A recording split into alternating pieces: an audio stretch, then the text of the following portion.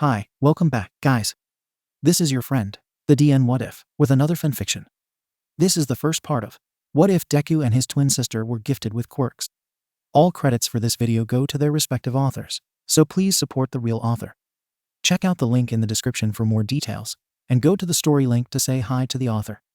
Please give this video a like and subscribe to the channel if you want more videos like this. Now, let's get into the fanfic. The sun shined at a school, a little boy whimpering. He looked terrified as tears were in his eyes. A little girl with the same dark green hair color as him shook, while standing behind him. "Why are you being so mean?" the little boy asked as they stood near another boy. He held his arm as he was crying, and the little girl was too. "You're making him cry, Kekken. If you keep on hurting him, He stood confidently with his fists clenched. I'll stop you myself." Leave us alone," the little girl said quietly while shaking. The boy immediately tensed up from her voice, his look now a little more determined. Kekken was a little blonde boy surrounded by two others. He then let out a scoff with a confident smirk on his face. "HMPH. You want to pretend to be a hero?" One boy revealed red wings, and the other revealed that his hand could stretch out. Kekken slammed his fist against his hand, a spark of flames coming from it. "You don't stand a chance without a quirk, Deku," he smirked, and the green-haired boy gasped, stepping backwards a bit. He held out a hand in front of the girl as she followed his movements. She squeezed her eyes shut as the three charged in, the sun shining again. A bit later, the boy that was a victim and the girl were looking over the one who tried to help them. Both of them were crying out to him. Here's the sad truth. All men are not created equal. That day, I couldn't believe that I couldn't help him and he has to suffer because of me. The little boy was worn out, laying on his back while looking up to the sky tiredly. The boys had bullied him mercilessly before leaving him there to suffer. When we were 4 years old, we learned that some kids have more power than others. Unfortunately for me, I learned that fact in more ways than one. Footsteps rapidly ran over a puddle. The green-haired boy, now older, was dragging the girl, also older, along with him. She didn't look comfortable with him doing so. She tried to keep up with him as he held her hand, the other hand holding her backpack by the strap. "But that won't hold me back," the boy panted with a big smile on his face, as they both ran as fast as they could. "This hasn't changed the fact that some things couldn't be changed for me." The girl had her eyes squeezed shut. "If anything, it pushes me to do better. Not just for me but for my sister too." Izuka Midoriya, his fraternal twin sister, was just barely 5 feet tall. She had dark green hair like her brother, which stopped at her thighs, but it was very thick. Although her hair was more straight than fluffy like her brother's. It faded into black at her bangs, and there was also a splotch of black near the middle of her head. Her forelocks were curled and big as they framed her face, stopping at her chin. Part of her hair was tied into rings above her head tied with yellow ribbons, the rest of it being down.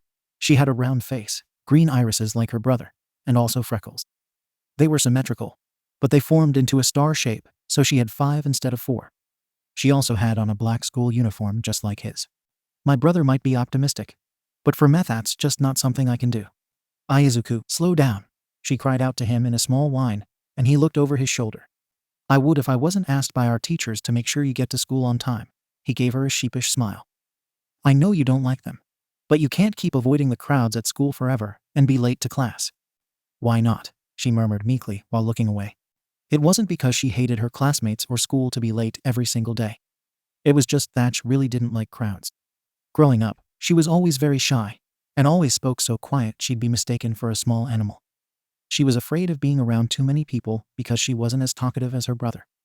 Therefore, she tended to arrive at school when the crowds were almost non-existent. Just the thought of people looking at her right now was making her want to turn right back around and skip school altogether. Talking to them too just made her very anxious, because she felt like she could always say the wrong thing or offend them. She frowned a bit while holding her backpack in front of her skirt, looking at her brother hopping up and down. Izuka then let out a small breath of unease. She had no idea how she was going to get through this today. "Don't worry, Izuka." Her brother smiled optimistically at her. "I know you can get through it." She fiddled with her backpack nervously and not responding to this at first. "What if they all look at me? Then I'd have to talk to them." "Would you really have to do that?" He looked away a bit awkwardly before patting her back. "But I'll make sure nothing bad happens, I promise."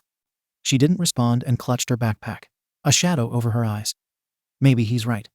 They were given the signal to walk, and Izuka dragged his sister along. Cherry blossom petals fell and Izuku gave a beaming smile. Izuka still looked hesitant before a large man let out a roar. and they came to a stop. The boy gasped sharply as the two looked up. The man was as tall as a building, standing onto a train station. He had a black vest, jeans, and his face looked like a shark. Izuku's hair stood on end from the amount of people around and hid behind her brother, peeking over his shoulder. Izuku didn't mind this at all, as he was used to her hiding behind him. "That's one huge supervillain," he exclaimed and pointed up ahead. "Izuku, look." A light then shined at night in the middle of a hospital. The first incident was in Kinkwig City. It was something no one could comprehend. A giggling baby was surrounded by light. An extraordinary child was born who radiated light. The baby's father shouted in shock, while shaking, watching from the window outside. After that, reports of people with superpowers popped up across the globe. No one knew what was causing these quirks. Left and right, it was becoming second nature in the world. And yet there still wasn't any real explanation. Before long, the supernatural became the totally normal. Dreams a reality. The sun shined near the earth, while one cloaked hero stepped up. The world became a superhuman society, with about 80% of the population possessing some uncanny ability. You name it, telepathy, super speed, super strength. Even some of the most unique ones were seen as a quirk in some way. Our streets looked like scenes from comic books. As cities swirled with chaos and confusion, a new profession dominated our collective consciousness. And pretty soon, with these quirks, there was suddenly a way to combat all of the chaos thanks to this new profession. Nothing would ever be the same again. The villain let out a roar, and then smashed a tower. Everyone gasped in horror as it started to fall towards the ground. It was an age of heroes. That's right, superheroes. Things that weren't thought to be reality until now. A man charged over and slid to a stop. He punched his fists, and then held up his arms to stop the structure from falling. "Oh, nice," a bystander smiled from the crowd. "Way to go, Death Arms. The punching hero. I wish I had a quirk that made me super strong." The superhero had an intense look on his face. A police officer trying to protect the crowd gasped, seeing some water manipulated right in front of him. It formed into a barrier of sorts as they looked to see another hero. "Everyone, please stay back. This area is far too dangerous." "Whoa, the rescue specialist, Backdraft is here? He'll make sure we're okay," another bystander cried out. Izuku tried to peek past the crowd in front of him. Izuku was shaking immensely behind him, grasping her skirt nervously. "This guy must be pretty desperate to go full monster in the middle of the city," a man spoke up, getting the attention of the boy. "Do you know what happened?" "Just some amateur," another man turned to him. "Stole someone's bag, and then got himself cornered. A quirk like that, and he's just a petty thief." Izuku slipped past them, and his sister flinched in alarm. Izuku, wait. There's too many of them." She waved a shaking hand, watching him slip into the crowd. She gave a terrified sound while looking around, wondering if she would have the courage to go get him or if she should stay behind safe and sound. And her mind was telling her the latter. "Why?" she murmured while shaking nervously, hoping no one would notice her. "I got held up. Train's out." Another villain, a man spoke into the phone. "I'm not sure when I'm going to make it into the office." Someone then jumped over him, and he looked up to see another hero. A few fangirls squealed, alarming some of the men surrounding them. "It's Kamui, we're your biggest fans," they cried out as someone made out of wood landed in front of them. He then jumped and landed on a stoplight. He leaped again and landed on the roof, jumping once the villain had tried to reach out to him. But instead, he destroyed the part the hero was standing on. Kamui looked down at him while still in the air. "Get away from me, or I'll break you, toothpick," he screamed up at the hero. Izuku had managed to get to the front, gasping in excitement. "This is going to be good." The villain swung his arm, but the hero used his arm to extend it onto another structure. He then let go as he spun around. "It's Kamui Woods." The hero looked up in determination towards the villain. He may be new, but he's making a big name for himself. The boy gushed at the action in front of him. "One look at that dopey grin, and I know what you are." A bystander smiled, knowingly with his arms crossed. "A fanboy." "Ooh, sorta," Izuku answered meekly at this, looking away awkwardly. Kamui raced onto the tracks and jumped up, the villain trying to squash him. He then leaped onto the villain's arm and leapt forward, extending his arm into wooden rope again.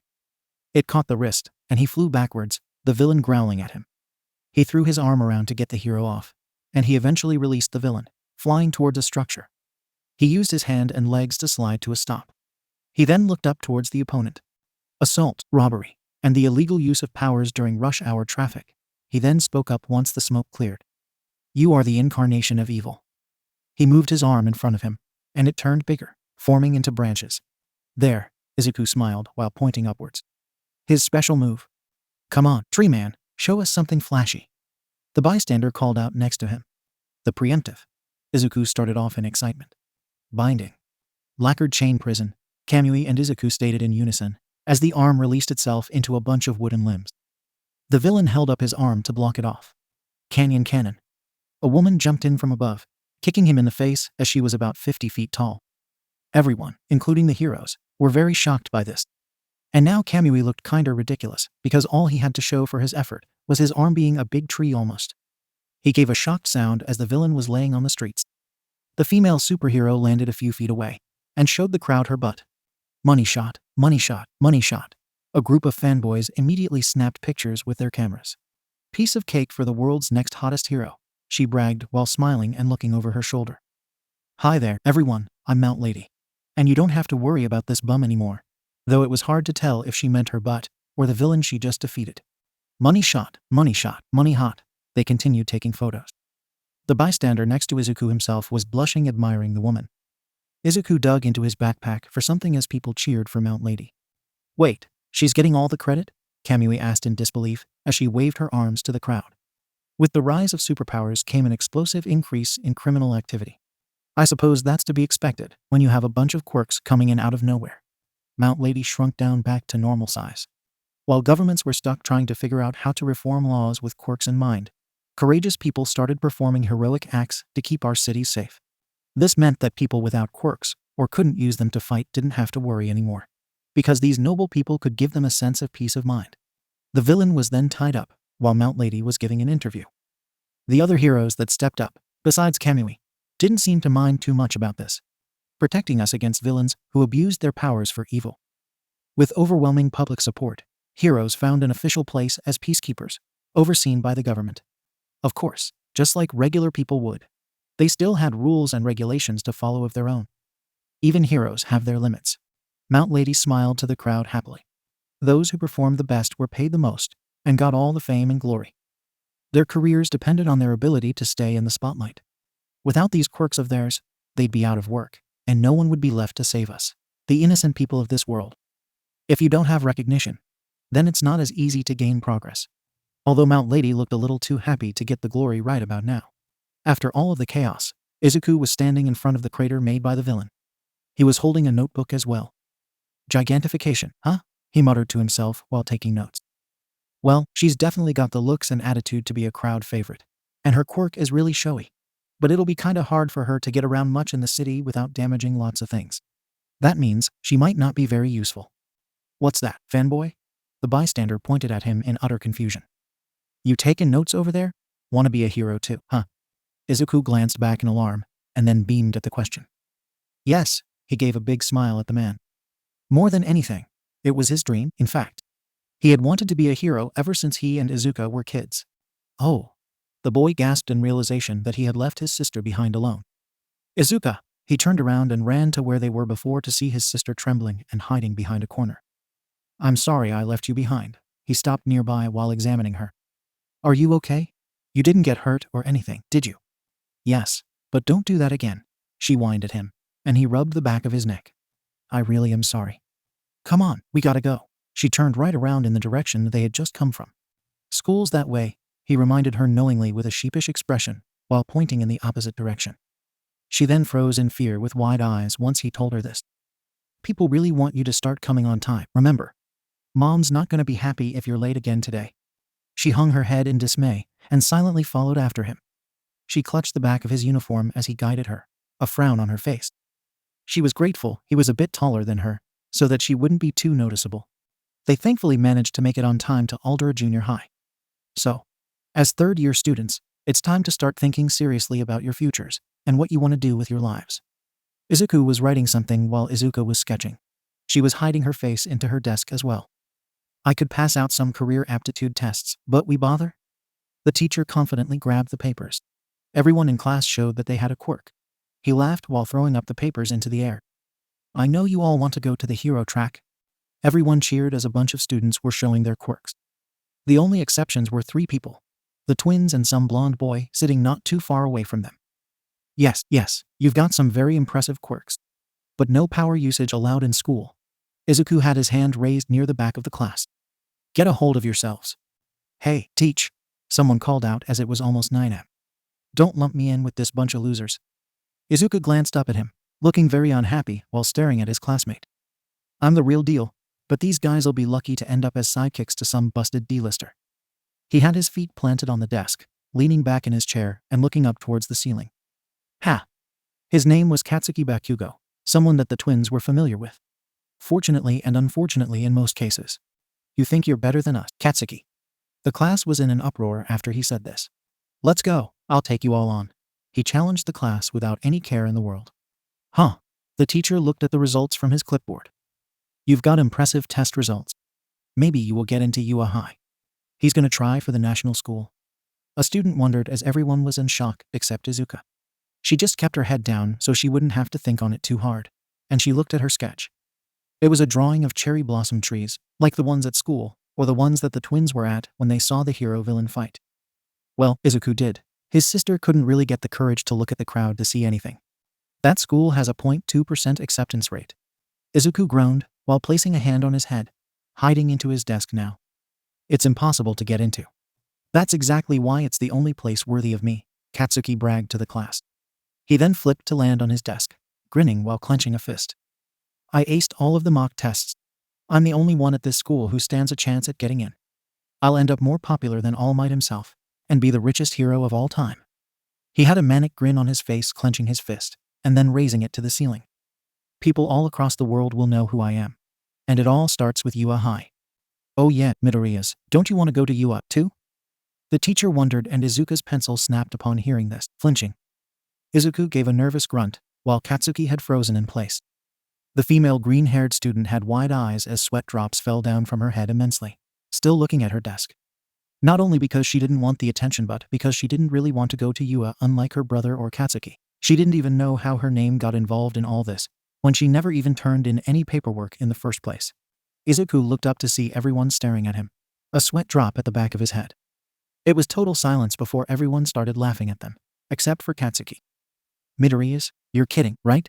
One of them called out in laughter, Izuka gripping the top of her head with one hand. The other was gripping her broken pencil in embarrassment. There's no way either of you getting into the hero course without a quirk. Izuku stood up in defense as Izuka glanced up at him from his left. Well, actually they got rid of that rule, he tried to explain himself. I could be the first one. Katsuki growled and charged forward. He used his hand to create an explosion, destroying Izuku's desk in the process. Izuku landed on the ground, his sister gasping sharply. She stood up and kneeled next to him in concern. Listen up, Deku. The boy looked up in alarm as Izuka had her back towards Katsuki, a deep frown on her face. Smoke came from his hands as his eyes were angry and white. You and your mousy sister are even worse than the rest of these damn rejects. You quirkless wannabes, you really think they'd let people like you in when they could have me? Izuka gritted her teeth from his words. Out of everyone who mocked and looked down on them, Katsuki was definitely the worst. Every day, he'd bully them for not having quirks, and didn't think much of either of them. He was also the second reason why Izuka tended to be late for school, so that she wouldn't have to be around him much. Huh. No, wait, you've got it all wrong, Izuku yelped up at him in fear. Really? I'm not trying to compete against you. He moved all the way backwards to the wall. You gotta believe me. He then looked at the ground, shaking. It's just that I've wanted to be a hero since I was little. I may not have a quirk, but I can still try my hardest, can't I? He looked up nervously and Izuka stared at him, her eyes softening. Jay, just stop it, Bakugo-san. We don't want any trouble, she stammered nervously while clutching at her skirt. He growled from her trying to tell him what to do, and from Izuku even attempting to apply when it was clear who was the best. You shut your damn mouth, mousy, not that anyone could hear it. You'd never be able to hang with the best of the best. Smoke came from his hands, and suddenly everyone was in dark shadow with red eyes, looking down at the twins. You'd die in the exams. Defenseless Izuku and Mousy. This school's already crappy. You really want to embarrass it more by failing so hard. Izuku frowned as everyone except his sister kept laughing. Izuka clenched a fist in front of her chest from their laughter. She really wished there was more she could do to help her brother if she was more assertive. That is. Someone elsewhere let out a scream. A store owner ran outside as a woman was on the ground, a shield around her. Hey, get back here. Someone stop that monster. A monster made out of sludge was roaming around in the city. He had just robbed the store. Yell all you want, sucker. This cash is mine, He went past a pole, dropping a bill as everyone stared. Dude, where are all the heroes? Weird. Normally someone would swoop in right away. A customer stepped out of the store right behind them. Maybe they're all still busy from that scene this morning. The customer, with messy hair, flinched and looked up in alarm. The sludge monster had cash stuck to his back moving along the buildings. Remember when we didn't have to worry about randos with quirks all the time? Seriously? There's no stopping him. The customer behind them suddenly grew in size and in muscles. Yes, there is. The three men all flinched and turned around. They all gasped in realization of who he was. He then stepped forward out of the shadows and into the sunlight. You know why? The sludge villain glanced backwards, and suddenly he grew terrified of the sight. The man gave a big grin. I am here. Soon, classes were over as everyone started to head home. Oh yeah, we should go karaoke tonight, a female student commented to another. Yeah, let's go. Izuku and Izuka were staying behind for the time being. Mainly because Izuka didn't like the amount of people trying to get out in a crowd, because it was too much for her. So she tended to wait until the chaos of trying to leave died down, and Izuku usually waited with her, so she wouldn't have to go home alone. Man, he scrolled through his phone. That fight from this morning is all over the news. Better write some notes down before I forget anything. He smiled while holding his notebook full of stats on pro heroes. If that helps you pass the time, I won't stop you, his sister replied while starting out on a rough sketch. He stared at her and gave a small frown. You know, sis, he spoke up, getting her attention. You could just tell people the truth. She sat there in silence as contrary to popular belief. She did actually have a quirk. The only person who knew about it in school was her brother. And the only reason why he knew was because she only trusted her family to learn about it. But anywhere else, she just didn't feel the need to prove that she had one, or use it. Because she hated having one to begin with when her brother didn't. And why should I do that? She questioned without looking back at him, a shadow over her eyes. You already know I wouldn't do that to you, Izuku.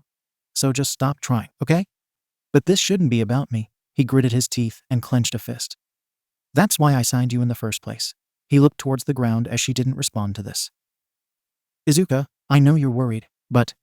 Suddenly his notebook and her sketchbook were snatched up by Katsuki himself.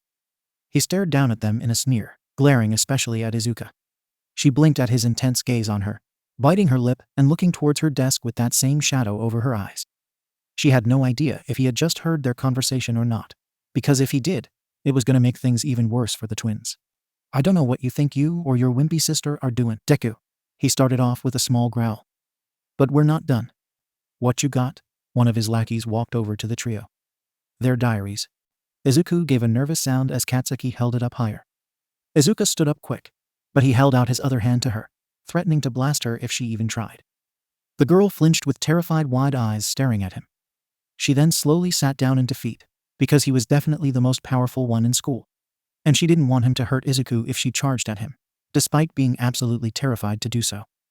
The titles of the books were Hero Analysis for the Future and Izuka's artwork. Huh, don't tell me you two are taking notes on how to be a hero, and that your sister is helping with visuals. That's so pathetic. The boys behind Katsuki then let out a laugh. They're delusional. Yeah, real funny. Guys, Izuku stood up nervously as Izuka clenched a fist to herself. She really wished she wasn't so terrified of them, so that she could fight backhand, yet she still wasn't able to do so. Because her body was just telling her to stay still for the sake of her brother. Just give them back. And she's not even helping me, those are her drawings. Oh yeah? Katsuki raised a skeptical brow towards her, and she didn't respond. He stared at her for what seemed like a while before opening it up. Please stop. She held out a hand while standing up, and he pushed her back into her seat with ease, though he did do it a bit too rough. She let out a grunt as she landed. Izuka. Her brother bent down to her to help her stand up. Kaken, you didn't have to do that, he frowned towards the blonde. Katsuki just ignored them, however. He flipped through her book, seeing sketches of skyscrapers, cherry blossom tree sand, then he stopped at a very old sketch of the night sky, with her in the middle of the stars as a hero as well. He glowered and then slammed his hands together, creating an explosion to destroy the books. Izuku let out a scream of shock, and the books were now burnt. Izuka's eyes shook looking at her sketchbook. She had spent years drawing every single thing in there, and now he had damaged it. That's so mean. Izuku whined, and then Katsuki tossed the books out the window. He screamed in horror as Katsuki's face suggested he could not care less. He then looked up to look straight into their eyes. Most first-string heroes show potential early on. People look at them, and just know they're destined for greatness. Izuku was shaking with white eyes, Izuka frowning deeply from her spot. When I'm the only student from this garbage junior high to get into UA, people will start talking about me like that. They'll realize I'm legit, the next big thing. That's not ego talking, I just know I'm good. He looked away with a smirk. One of his friends looked away with a knowing look. Ego. Katsuki then placed his hand on Izuku's shoulders, smoke coming from his hand. Here's a little word of advice, nerds. He then gave a pleasant smile, even though the green-haired boy looked terrified. Don't even think of applying, and that goes for you, you meek little mouse girl. Or else. Izuku let out a whimper looking at him, and couldn't even say anything. Katsuki then shoved his shoulder into Izuka's, causing her to fall onto the ground. Both of the twins were then left alone, shaking. That's just sad, one of the boys commented looking at them. I thought you guys at least had some fight in you. They finally get it. They'll never be heroes, the other one remarked with a small smile. Better to find out now instead of later, I guess. The blonde then came to a stop just before they were about to leave. You know, if you really want to be heroes that badly, there actually might be another way. Just pray that you'll be born with quirks in your next lives. Then take a swan dive off the roof of the building. Izuku grunted at this as Izuka gasped, her forelocks flinching in alarm. She was then shaking while looking at the floor, biting her lip raw. He had said and done lots of things, but that was one of the worst things he could have said to either of them. The boy let out a growl while turning around. He was about to tell Katsuki off, but the blonde had a scary look on his face. He let out a few sparks from his hand, once again threatening to harm them if they tried anything.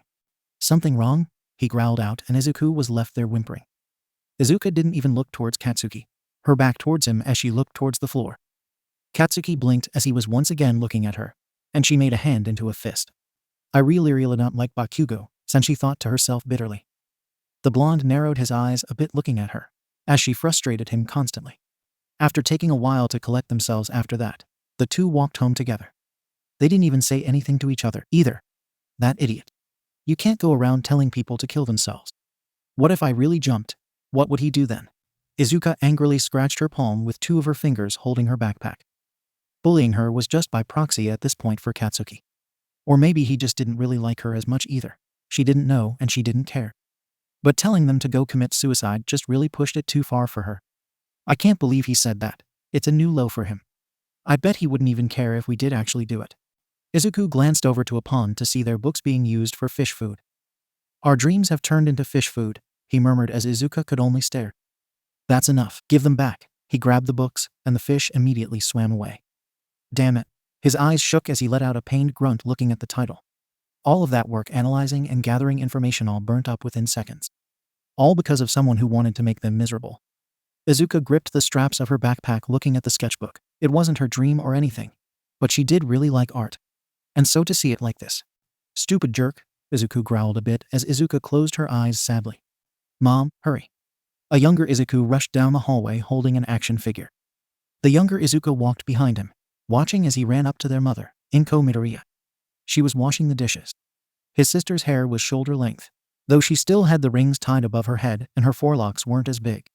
And she was covered in blood apparently. Come on, Mom, it's computer time. He bounced around happily as Izuka looked up at the woman.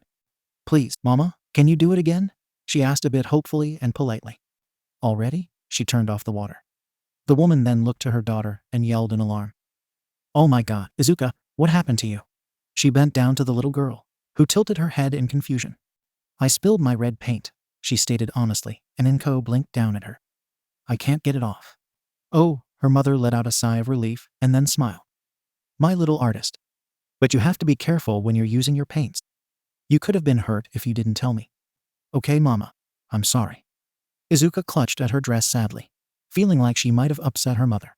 She gave a little smile and picked up the little girl in her arms. Don't worry about that. Izuku, wait in your room while I wash up your sister. Izuku had All Might posters in his room and was holding the action figure actually.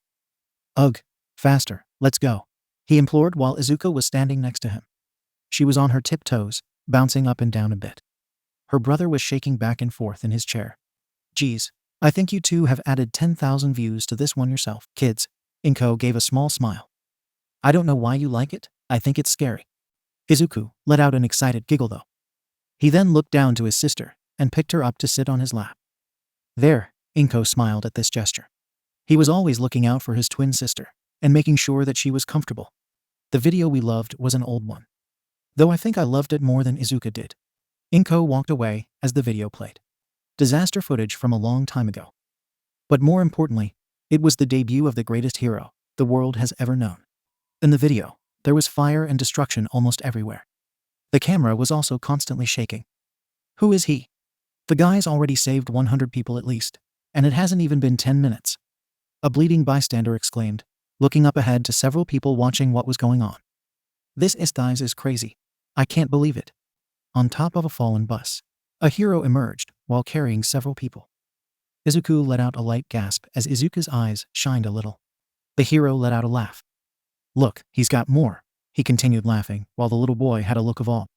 Izuku slowly gave a beaming smile. Then the hero stepped onto the bus to fully face the crowd. Fear not, citizens.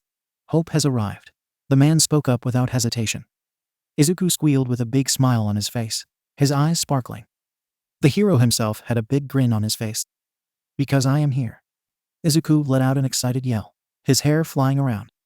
Izuka giggled at him, clapping a little. He then smiled, holding up his action figure above their heads. He's the coolest in the universe. And once we get our quirks, we're gonna be heroes, just like him. Izuka gave a beaming smile, while waving her hands above her head. He laughed while Inko glanced back at the two.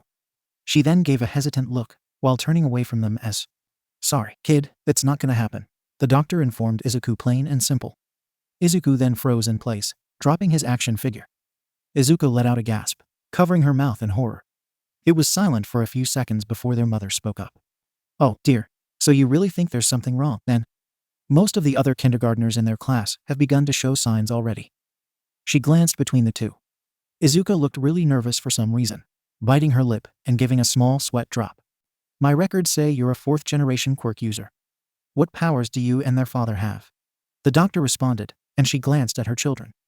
Izuku was still frozen in place, while Izuka didn't look too pleased. "Nothing too special.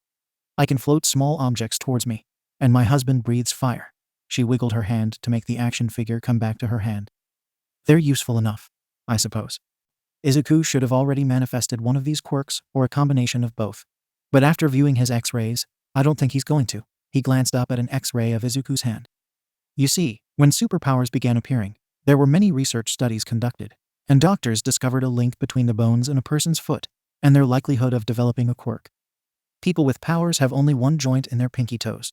Their bodies have evolved into a more streamlined version of the human form. He then pointed to the pinky of Izuku's X-ray. Inko was looking between her children with a lost expression on her face. You can see here that Izuku has 2 joints in his pinky, like roughly 20% of the population these days. Based on the research that's available, it's safe to say your son isn't going to develop a quirk. Inko then turned to Izuka, who didn't look very comfortable as she was shaking. All the little girl felt was guilt inside of her. She hadn't been examined yet, and after hearing about her brother, she didn't want to be. "Can you check Izuka knee?" "No," the little girl screamed, balling up her fists and standing up. Her eyes were squeezed shut. The 3 looked at her in shock for her reaction. "No, I don't want to know." She then ran out of the room. "Izuka." Inko stood up in disbelief, letting out a sad sigh. She couldn't blame her daughter for not wanting to be told the same thing. After getting home, it was raining. The lights were turned off in Izuku's room, as he was watching the video again, but it didn't help much. It was a complete 180 of how he was excited to watch the video before, but now it just didn't feel the same. Who is he?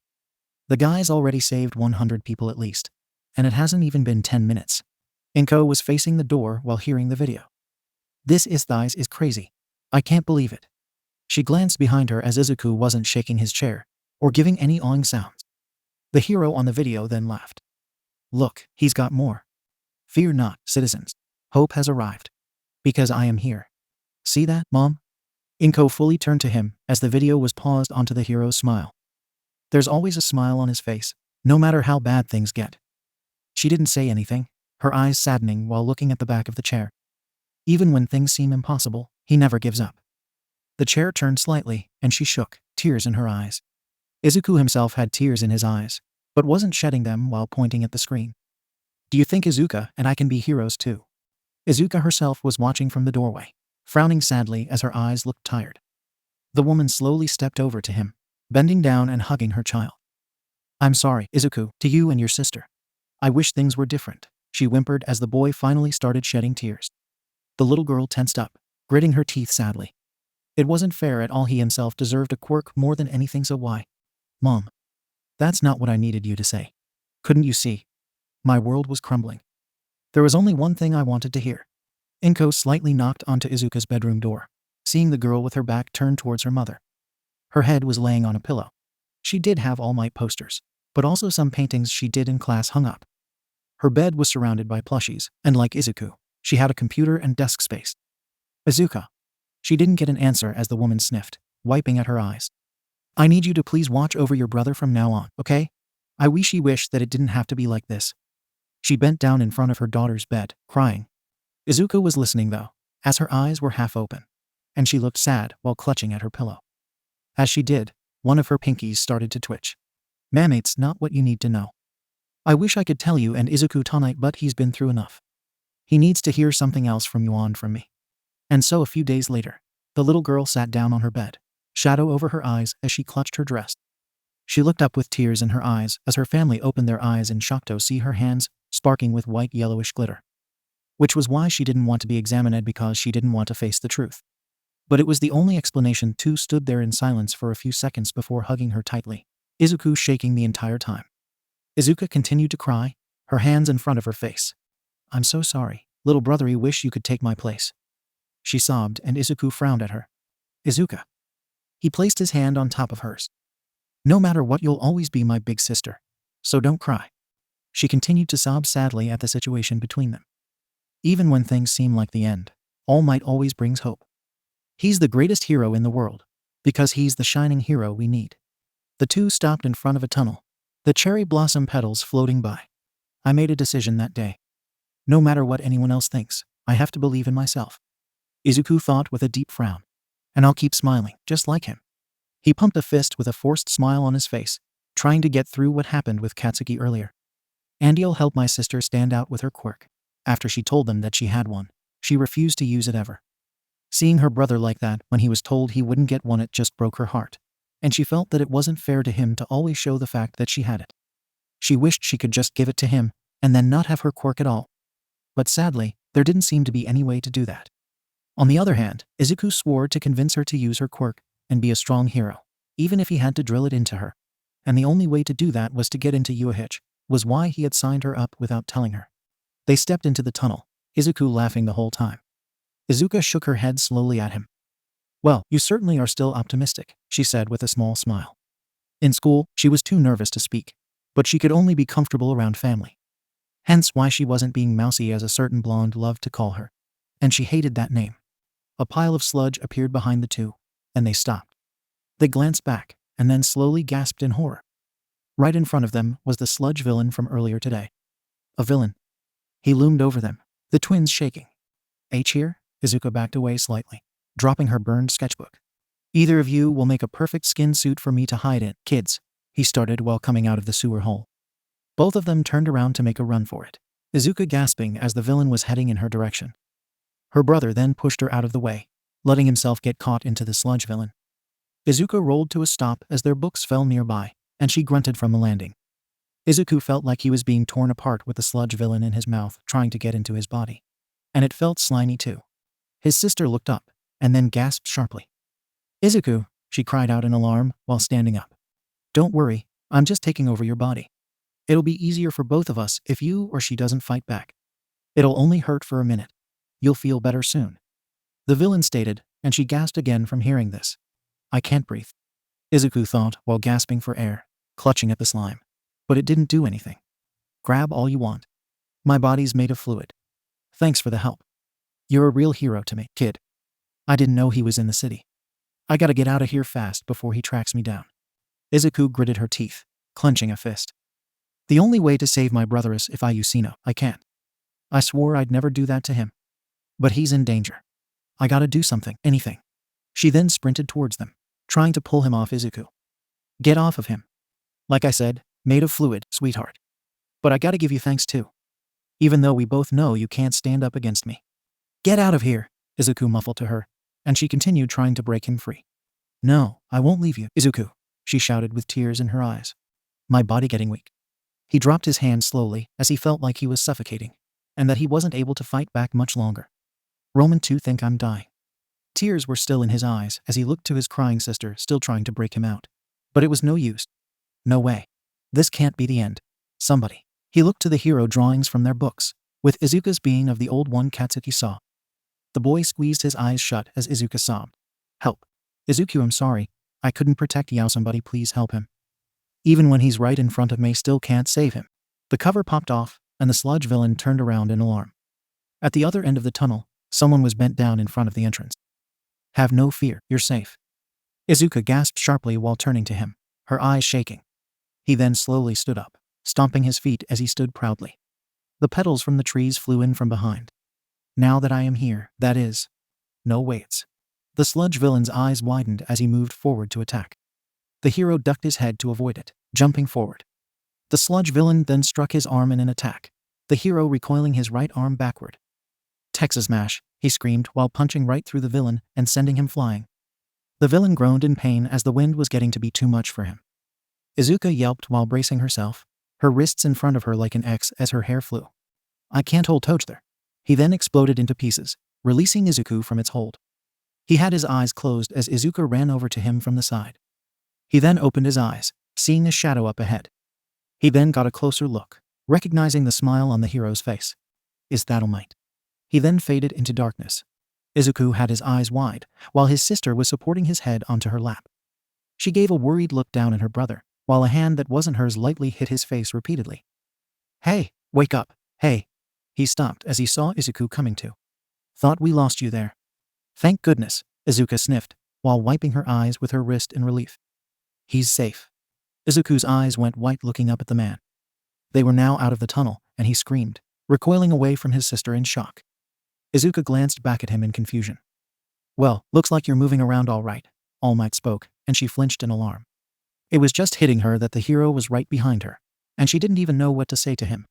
She yelped as she moved away as well, twitching. Sorry about that back there. I didn't mean to get you too caught up in my justicing. He waved a hand to them. Usually, I pay more attention to keeping bystanders safe. But it turns out this city's sewer system is pretty difficult to navigate. He then let out a few laughs. Izuku, meanwhile, was in a state of both shock and disbelief. Izuka's head was smoking with her mouth open, still twitching. Anyway, you two were a big help. Thank you. I've captured the evildoer. He held up a soda bottle that contained the villain inside. The most amazing hero in the entire world, All Might. The real thing. In the flesh. Standing right in front of us. All Might had a big smile on his face, while Izuku was internally fanboying. He looks so much cooler in person. It's funny, used to admire him like my brother as a kid.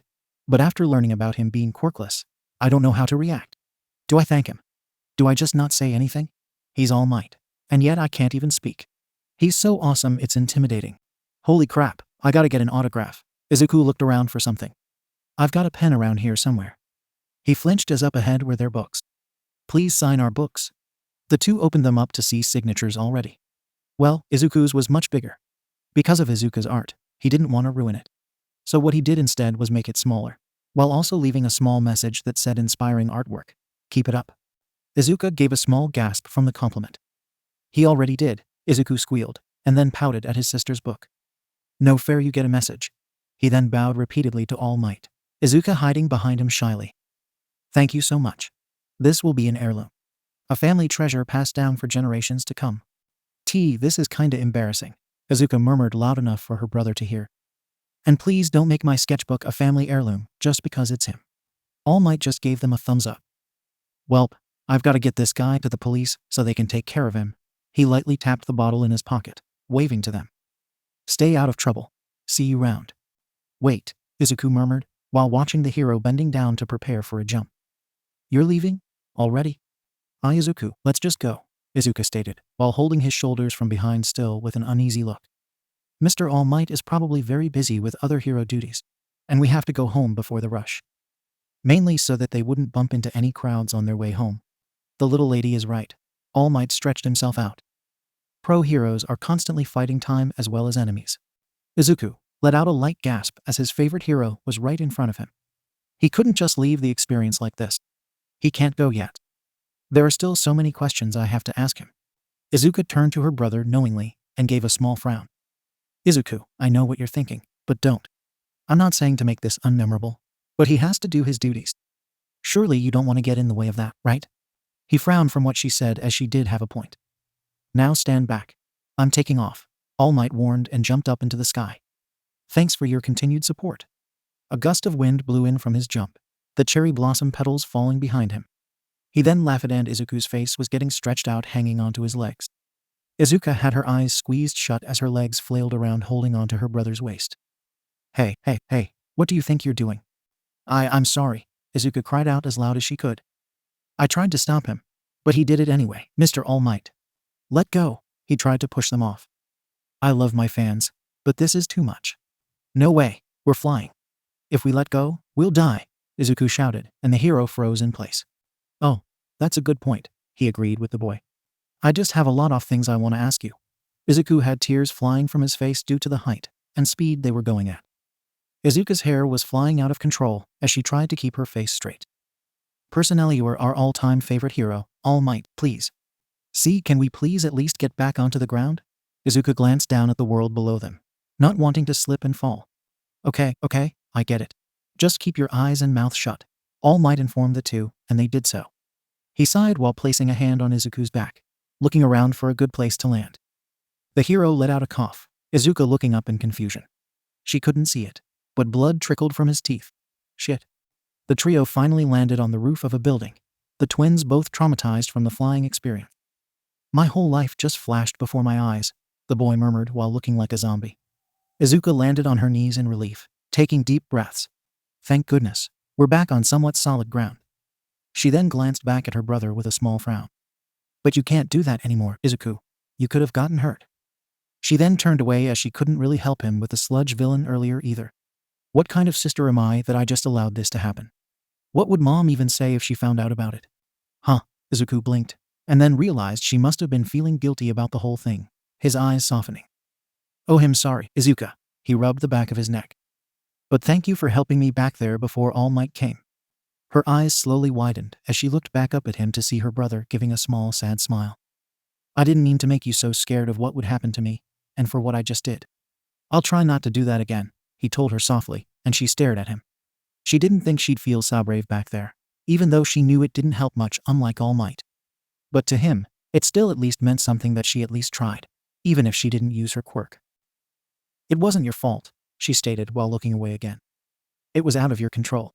I can't blame you for that, she said meekly, and All Might stared at the two in silence. He could tell that the two got along well. Not a very smart move, he spoke up after a few seconds, getting their attention. Bang on the door for a while. Someone will let you in. Izuka stood up, while clutching her skirt and trembling. Thank you, Elmer. All Might, she spoke up timidly, and he froze. For saving my brother, she fiddled with her skirt while looking at the roof. It's all because of you that he's safe. He glanced back towards the two. Brother. Ah, I see. They look so identical to each other. Think nothing of it. Now, I have to go. See you on the flip side. He waved and Izuku gasped, standing up frantically. Wait, not yet. 1 second. He rushed over to the hero and Izuka held out a hand. Izuku, stop. No, I don't have any time, All Might denied the boy. I have to know. The green-haired boy shouted desperately, his sister turning to him curiously. Sorry, kid, it's not gonna happen. Can you check Izuku ni? No. The little girl balled her fists while standing up. No, I don't want to know. She then ran out of the room. I'm sorry, Izuku, you and your sister. I wish things were different. He slowly dropped his hand from everything he had been repeating ever since he learned about not getting a quirk. Defenseless Izuku and Mousy. This school's already crappy. You really want to embarrass it more by failing so hard. Izuku stood there in silence as Izuka stared at him, her eyes softening. Sometimes I do feel like I'm a failure, like there's no hope for me. But even so, I'm not going to give up. Ever. He started to shake and Izuka placed a hand on his shoulder comfortingly. Is it possible to become a hero, even if I don't have a quirk? And for my sister to become a hero too, when she doesn't want to use her own? She let out a small gasp, her eyes shaking from the question being asked. Izuku. She murmured quietly, shocked that he was still on this goal. On having her become a hero too, when she clearly didn't want toned, here he was, still pursuing it despite her reluctance. All Might came to a stop, and didn't say anything. I'm a normal kid without any powers. But my sister has a really awesome quirk that I want her to use, because I desire what's best for her. Could we ever hope to be someone like you? Izuka shed a small tear hearing this, and it flew away. All Might glanced back to see the boy with his eyes squeezed shut. Izuka looked back towards the hero and her brother, wondering just what he was going to say. It was a long and hard silence between the three of them. Meeting All Might was a dream come true. A real miracle. Standing in front of us was the hero we'd idolized most of our lives. Neither of us realized it at the time, but that chance encounter would change the course of our futures. I wish I could have felt the same amount of excitement Izuku had that day. Because if I did, maybe it would have helped me better to express just how much joy Kid Me would have had to see him. Beauty still couldn't. Not because I hated him, but because my future would be scary for someone like me. The hero All Might let out a laugh while carrying several people. He stood on top of a fallen bust. Izuku let out a light gasp as Izuka's eyes shined a little. The hero stepped onto the bus to fully face the crowd. "Fear not, citizens. Hope has arrived," the man spoke up without hesitation. Izuku squealed with a big smile on his face, his eyes sparkling. The hero himself had a big grin on his face. "Because I am here." Izuku let out an excited yell, his hair flying around. Izuku giggled at him, clapping a little. He then smiled, holding up his action figure above their heads. "He's the coolest in the universe. And once we get our quirks, we're gonna be heroes, just like him." Izuka gave a beaming smile while waving her hands above her head. "Sorry, kid, it's not gonna happen," the doctor informed Izuku plain and simple. Izuku then froze in place, dropping his action figure. Izuka let out a gasp, covering her mouth in horror. "Can you check Izuka ni?" "No," the little girl screamed, balling up her fists and standing up. Her eyes were squeezed shut. The three looked at her in shock for her reaction. "No, I don't want to know." She then ran out of the room. Izuku stood in front of their hero, his fists clenched. "Even if I'll never have superpowers." Smoke came from Katsuki's hands as his eyes were angry and white. "You and your mousy sister are worse than the rest of these rejects, you quirkless wannabes. Do you really think they'd let someone like you in when they could have me?" Smoke came from his hands, and suddenly everyone was in dark shadow with red eyes, looking down at the twins. "You'd never be able to hang with the best of the best. Even if everyone thinks we're useless." Inko bent down to hug her child. "I'm sorry, Izuku, to you and your sister. I wish things were different," she whimpered as the boy finally started shedding tears. Izuka was watching them, frowning sadly before her teeth gritted sadly. It wasn't fair to her at all. He himself deserved a quirk more than anything, so why? "Mom. That's not what I needed you to say. Couldn't you see?" Inko sniffed while standing in front of her daughter's bed. "Izuka. I need you to please watch over your brother from now on, okay? I wish that it didn't have to be like this." She bent down in front of the girl's bed, crying. Izuka was listening though, as her eyes were half open, and she looked sad while clutching at her pillow. As she did, one of her pinkies started to twitch. "Mamate's not what you need to know. He needs to hear something else from you on from me." Izuku was still shaking as he mustered up the courage to ask. Izuka stared at him, her eyes softening. She then placed a comforting hand on his shoulder. "Despite everything, I still dream. And I have to know. Is it possible to become a hero, even if I don't have a quirk? And for my sister to become a hero too, when she doesn't want to use her own?" She let out a small gasp, her eyes shaking from the question being asked. "Izuku." She murmured quietly at him in shock that he was still going at this goal. All Might came to a stop, and didn't say anything. "I'm a normal kid without any powers. But my sister has a really awesome quirk that I want her to use, because I desire what's best for her. Could we ever hope to be someone like you?" Izuka shed a small tear hearing this, and it flew away from her face. She couldn't even respond to that either. All Might glanced back to see the boy with his eyes squeezed shut. Izuka looked back towards the hero and her brother, wondering just what he was going to say. It was a long and hard silence between the three of them, and then he finally answered the questions. Without a quirk, or not having used one despite acquiring it, he wondered and then flinched. Suddenly it felt like everything was spinning for him, and he was shaking. Smoke came from his body as he tried to hold it in. "Oh, no, not now, damn it, not here." The twins hadn't noticed this yet from the hero. "People think we don't have a chance, and don't even know that my sister even has a quirk. That not having any powers makes me some kind of weakling." He looked away a bit bitterly, thinking of Katsuki. "And Izuka hides it from everyone, yet I can't understand why. My classmates like to make fun of us. But you know what? That makes me want to prove them wrong, to show them that she can do it too. That's why I want her to go to UA to see for herself." "Izuku."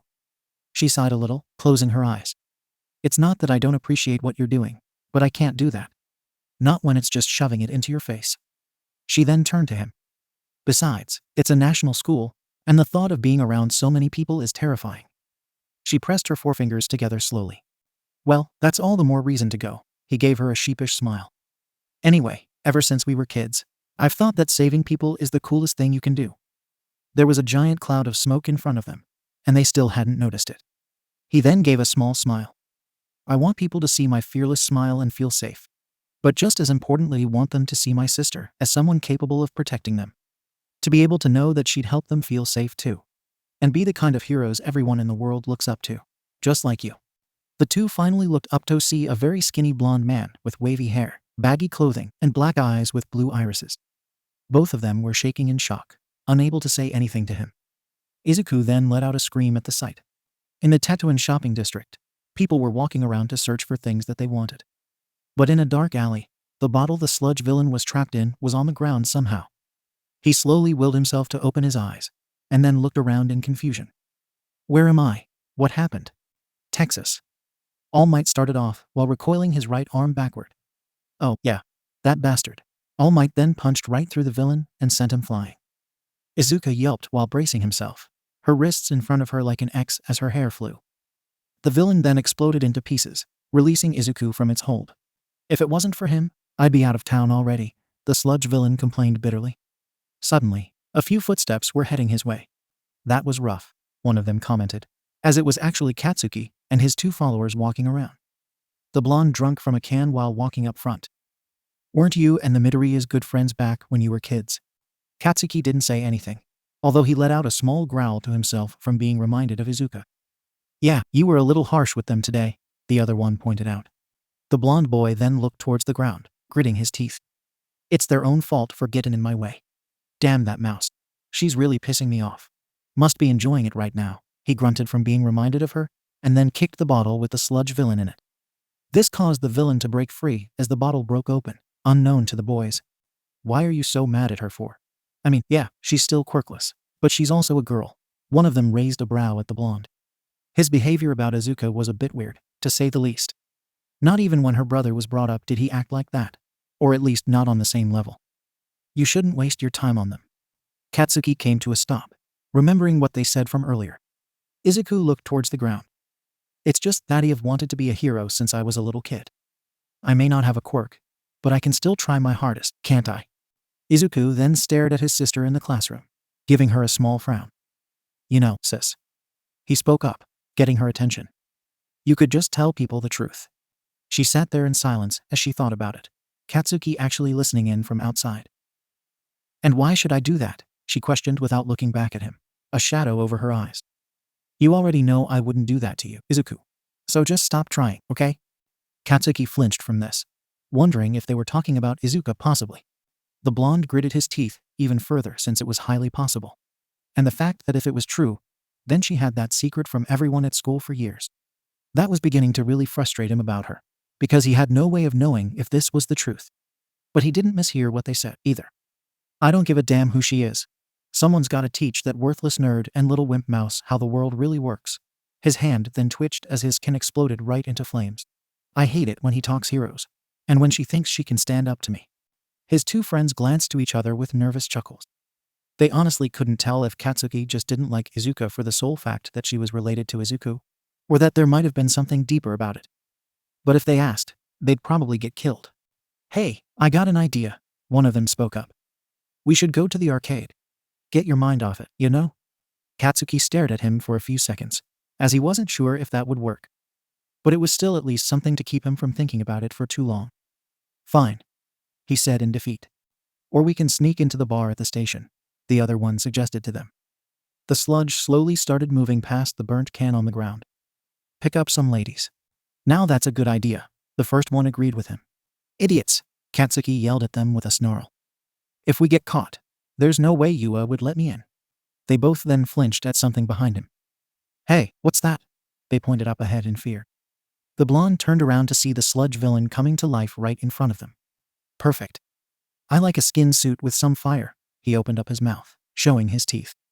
Katsuki's eyes slowly widened at him, shaking. Izuku let out a scream from the roof, still trying to process what they were looking at. Izuku's eyes were white looking at him, but wasn't screaming because she couldn't even react properly from the sight. Wait. Who?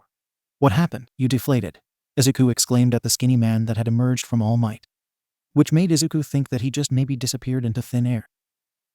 Where'd All Might go? He then turned to the skinny man. You're not him. You're a fake, an imposter. Izuku. Izuka finally reacted by giving him a small frown. You can't go accusing people like that. She gripped her skirt while turning to the blonde man. Siri, I think there must be some confusion here. All Might was standing her. And then, he let out a sigh, interrupting her. I assure you both that I am all my blood then seeped from his mouth, freaking the twins out again. Impossible, Izuku screamed, while his sister started panicking. Is he all right? We should get him to a hospital or take him home, she stammered while waving her hands in front of her face. But that means going down there with people, she shook in fear, a very terrified look at the reminder. You know how guys at the pool are always sucking in and flexing and trying to look buff? I'm like that, All Might informed while wiping his mouth with the back of his wrist.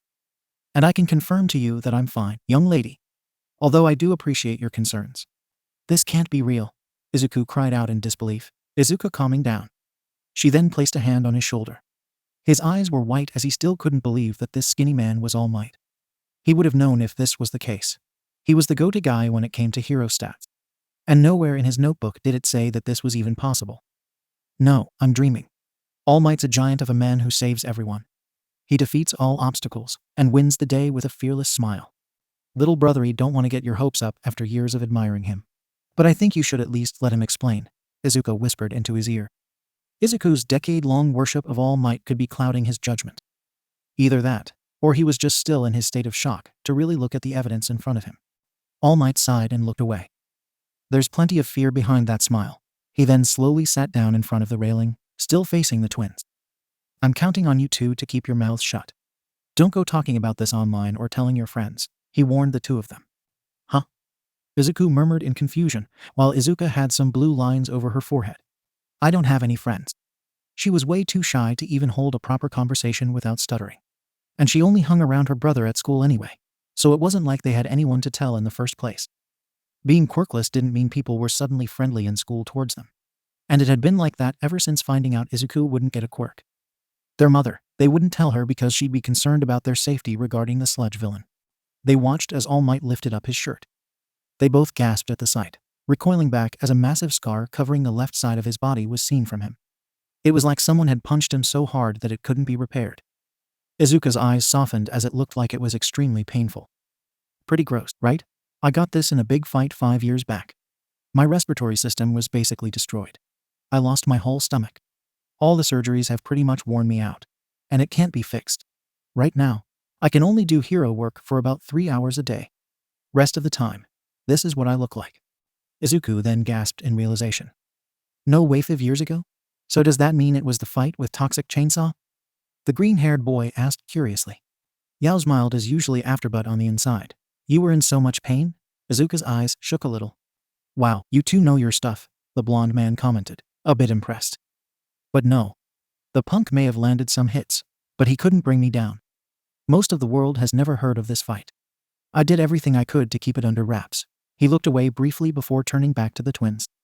I'm supposed to be the guy who's always smiling, right? I'm the symbol of peace. People everywhere have to think that I'm never afraid. Izuka gave a sad look in her eyes, staring at him. To be able to endure all of that, and yet could never show true emotion about how he felt, she couldn't help but relate to him a bit in that sense. Because she was always getting bullied, due to her own decision of hiding her quirk, and she could never use it to make it all stop. Because that would mean hurting her brother, and she didn't want to do that to him. But honestly, I smiled to hide the fear inside. All Might was looking at his hand, and then made it into a fist. It's just a brave face I put on when the pressure is high.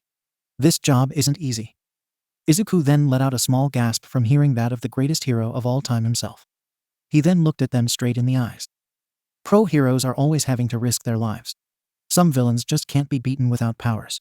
So can you be heroes? Not without a quirk like she has. Izuka opened her mouth in shock a bit to hear those words. She then turned to her brother, who felt like his whole world was crashing down. The words he didn't want to hear from his hero were now a reality in his mind. Izuku. She clenched a fist in front of her chest, as she knew that he would take it personally since it was from the person he admired the most in almost his entire life. "I see," he murmured, ignoring her reaction as he felt like he couldn't hear her. All he could hear were the words that All Might was telling them. If you want to help people, All Might got onto his feet. There are plenty of other ways to do it. You could become a police officer. They get crap because the heroes capture most of the villains. He walked away to the side. But it's a fine profession. The door then opened and he paused. It's not bad to have a dream, young man. Or to want the best for your sister. Just make sure your dreams are attainable. Realistic. Understand? He didn't wait for an answer as he closed the door right behind him. And the loud thud echoed for the two still on the roof. The young girl turned to her brother, still shaking in shock. "Little brother," she said sadly and gave him a hug. But he didn't return it.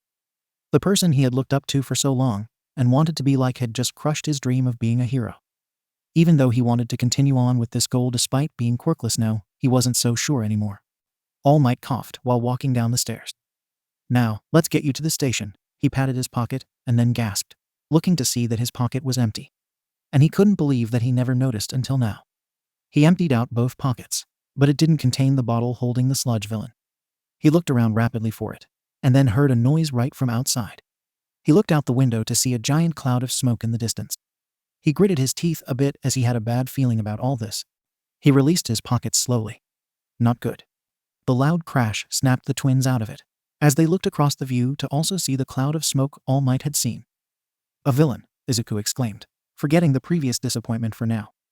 "I wonder which hero will show." He then ran off, alarming Izuku. "Izuku, wait. Can't we talk this out at home? A villain means I have to go down there and face others." She shook in fear at the thought of it. He then stopped in place as he recalled what he was just told a few minutes ago. Some villains just can't be beaten without powers. "So, can you be a hero?" "Not without a quirk like she has." Izuku looked towards the ground, frowning deeply. He shrugged his shoulders and walked instead of running. Izuku noticed this change and caught up to him. "Izuku, we know that it was hard to hear. Beauty, also know that you haven't given up yet." He blinked as she pumped her fists shyly. "You do see that, right? Even if it is All Might, you are still capable of doing whatever you want to put your mind to." He blinked, and then gave a sad smile. "Thanks, big sister." He walked right past her, and she stared after him. He had his hands in his pockets. "Let's go home. I'll get you your favorite on the way, ramen with pork." Izuku gave a small sigh that he was concerned about her needs still when he was the one who needed the support. She walked after him, but not before giving him a hug from behind. He flinched from the contact, glancing back to see her face hiding into his uniform. "I wish you had a quirk." Izuku blinked, and then gave a tiny smile as her comfort was helping at least a little. "Yeah, thanks, Izuku." All Might panted while running as fast as he could. With his injury, though, he couldn't be as fast as he wanted to. He finally had made it closer to the location of the smoke, while people were in chaos. Suddenly, smoke and fire broke some windows. People were running away in fear as the shopping district was on fire, debris falling as well. "It's a monster." Several heroes came up, gasping as they were holding citizens back, as well as some police officers. They looked up ahead in shock to see the sludge villain behind it all. He was surrounded by flames, while also having Katsuki in its clutches. "It's taken someone hostage," Death Arms exclaimed as they could faintly see the boy. He pumped his big fists together. He then ran forward in anger. "How dare you prey on a child?" he screamed while jumping up into the air. He raised his fist, and when he fell towards them, he punched, but it had little impact on the sludge villain.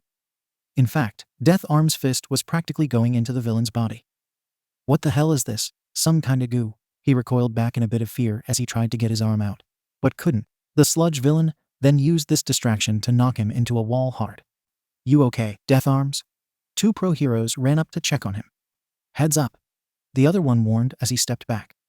The other ducked his head to avoid an incoming attack from the sludge villain. "Ha, stay back, or I'll snap his neck."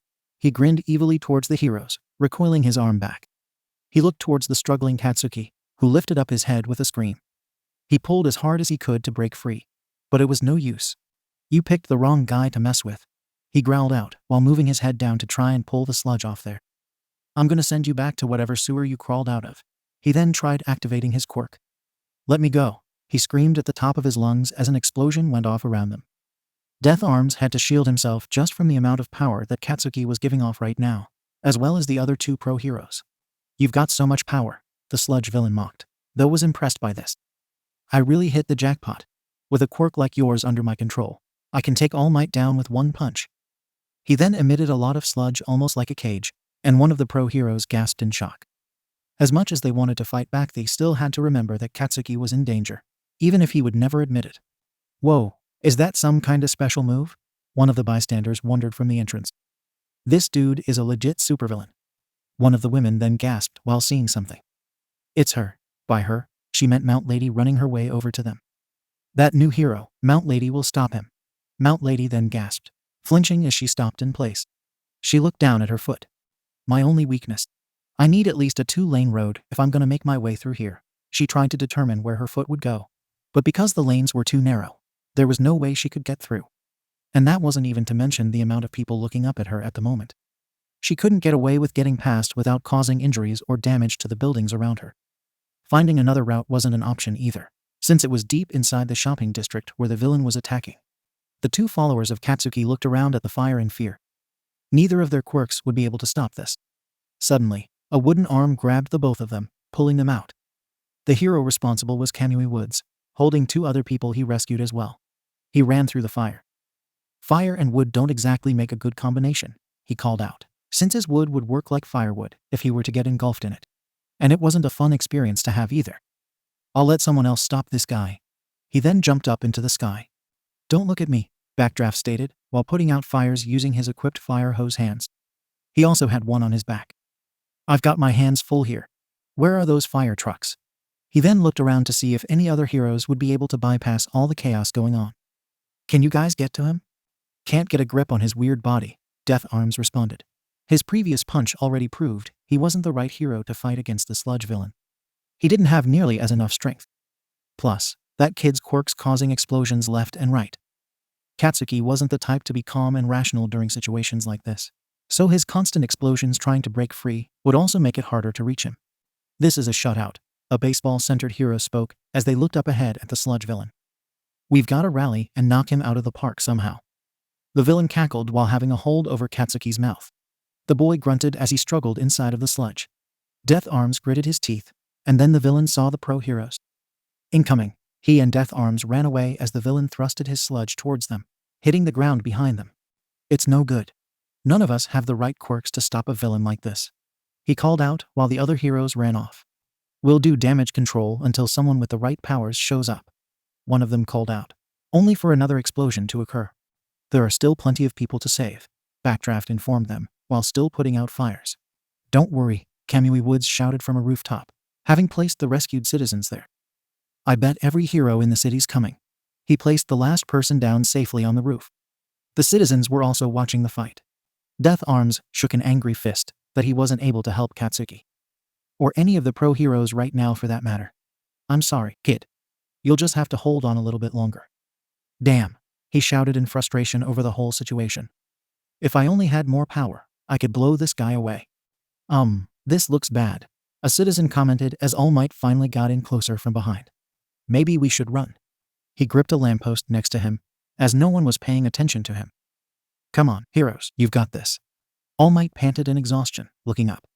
From his spot, past all of the people, he could faintly see the sludge villain in the distance. He gasped in shock, recoiling back as he realized how this happened. Must have dropped him in the air. Izuku and Izuka clung onto him, and he tried to get them off. "I was distracted, worrying about my time limit. I can't believe I made such a rookie mistake, and after lecturing that boy about what it takes to be a hero." He clutched at his injury a little. He couldn't believe he let it get this carried away, and if he wasn't injured, he'd be able to transform easily and solve the whole thing in seconds. But he couldn't, all because he didn't take caution. Not to mention that he probably crushed Izuku's dreams and his thoughtfulness of just trying to help his sister. And yet, he was seen as the greatest hero of all time, which he felt was undeserved now. "I'm pathetic." Izuku and Izuka, meanwhile, were walking down the street together. He looked at the page in his notebook of Kamui Woods. Izuka looked at the old picture of herself being a hero. As much as she wanted to be one as a kid, she just couldn't. Not when Izuku didn't have a quirk. And she knew that he wanted her to pursue it. But she wouldn't be okay doing that to him. Especially when starting it as a long-term thing by going to UA. They'll never be heroes. Better to find out now instead of later, I guess. He flipped through a page to see a page on Mount Lady. He continued to flip and saw the autograph of All Might. Izuka went to hers as well. gripping her sketchbook. He complimented her art, and yet his advice did hurt a bit, and it wasn't even directed at her. Make sure your dreams are attainable. Izuku closed the notebook, letting out a sad sigh. Even All Might said it, he murmured to his sister, getting her attention. A hero needs a quirk. He sniffed, tears in his eyes as his hand reached out to his nose. Don't cry, damn it. Deep down, you knew this all along. You've just been avoiding reality. That's why you were trying so desperately to prove yourself wrong. Izuka gave a deep frown. Nothing she could do or say right now would help. And she knew why.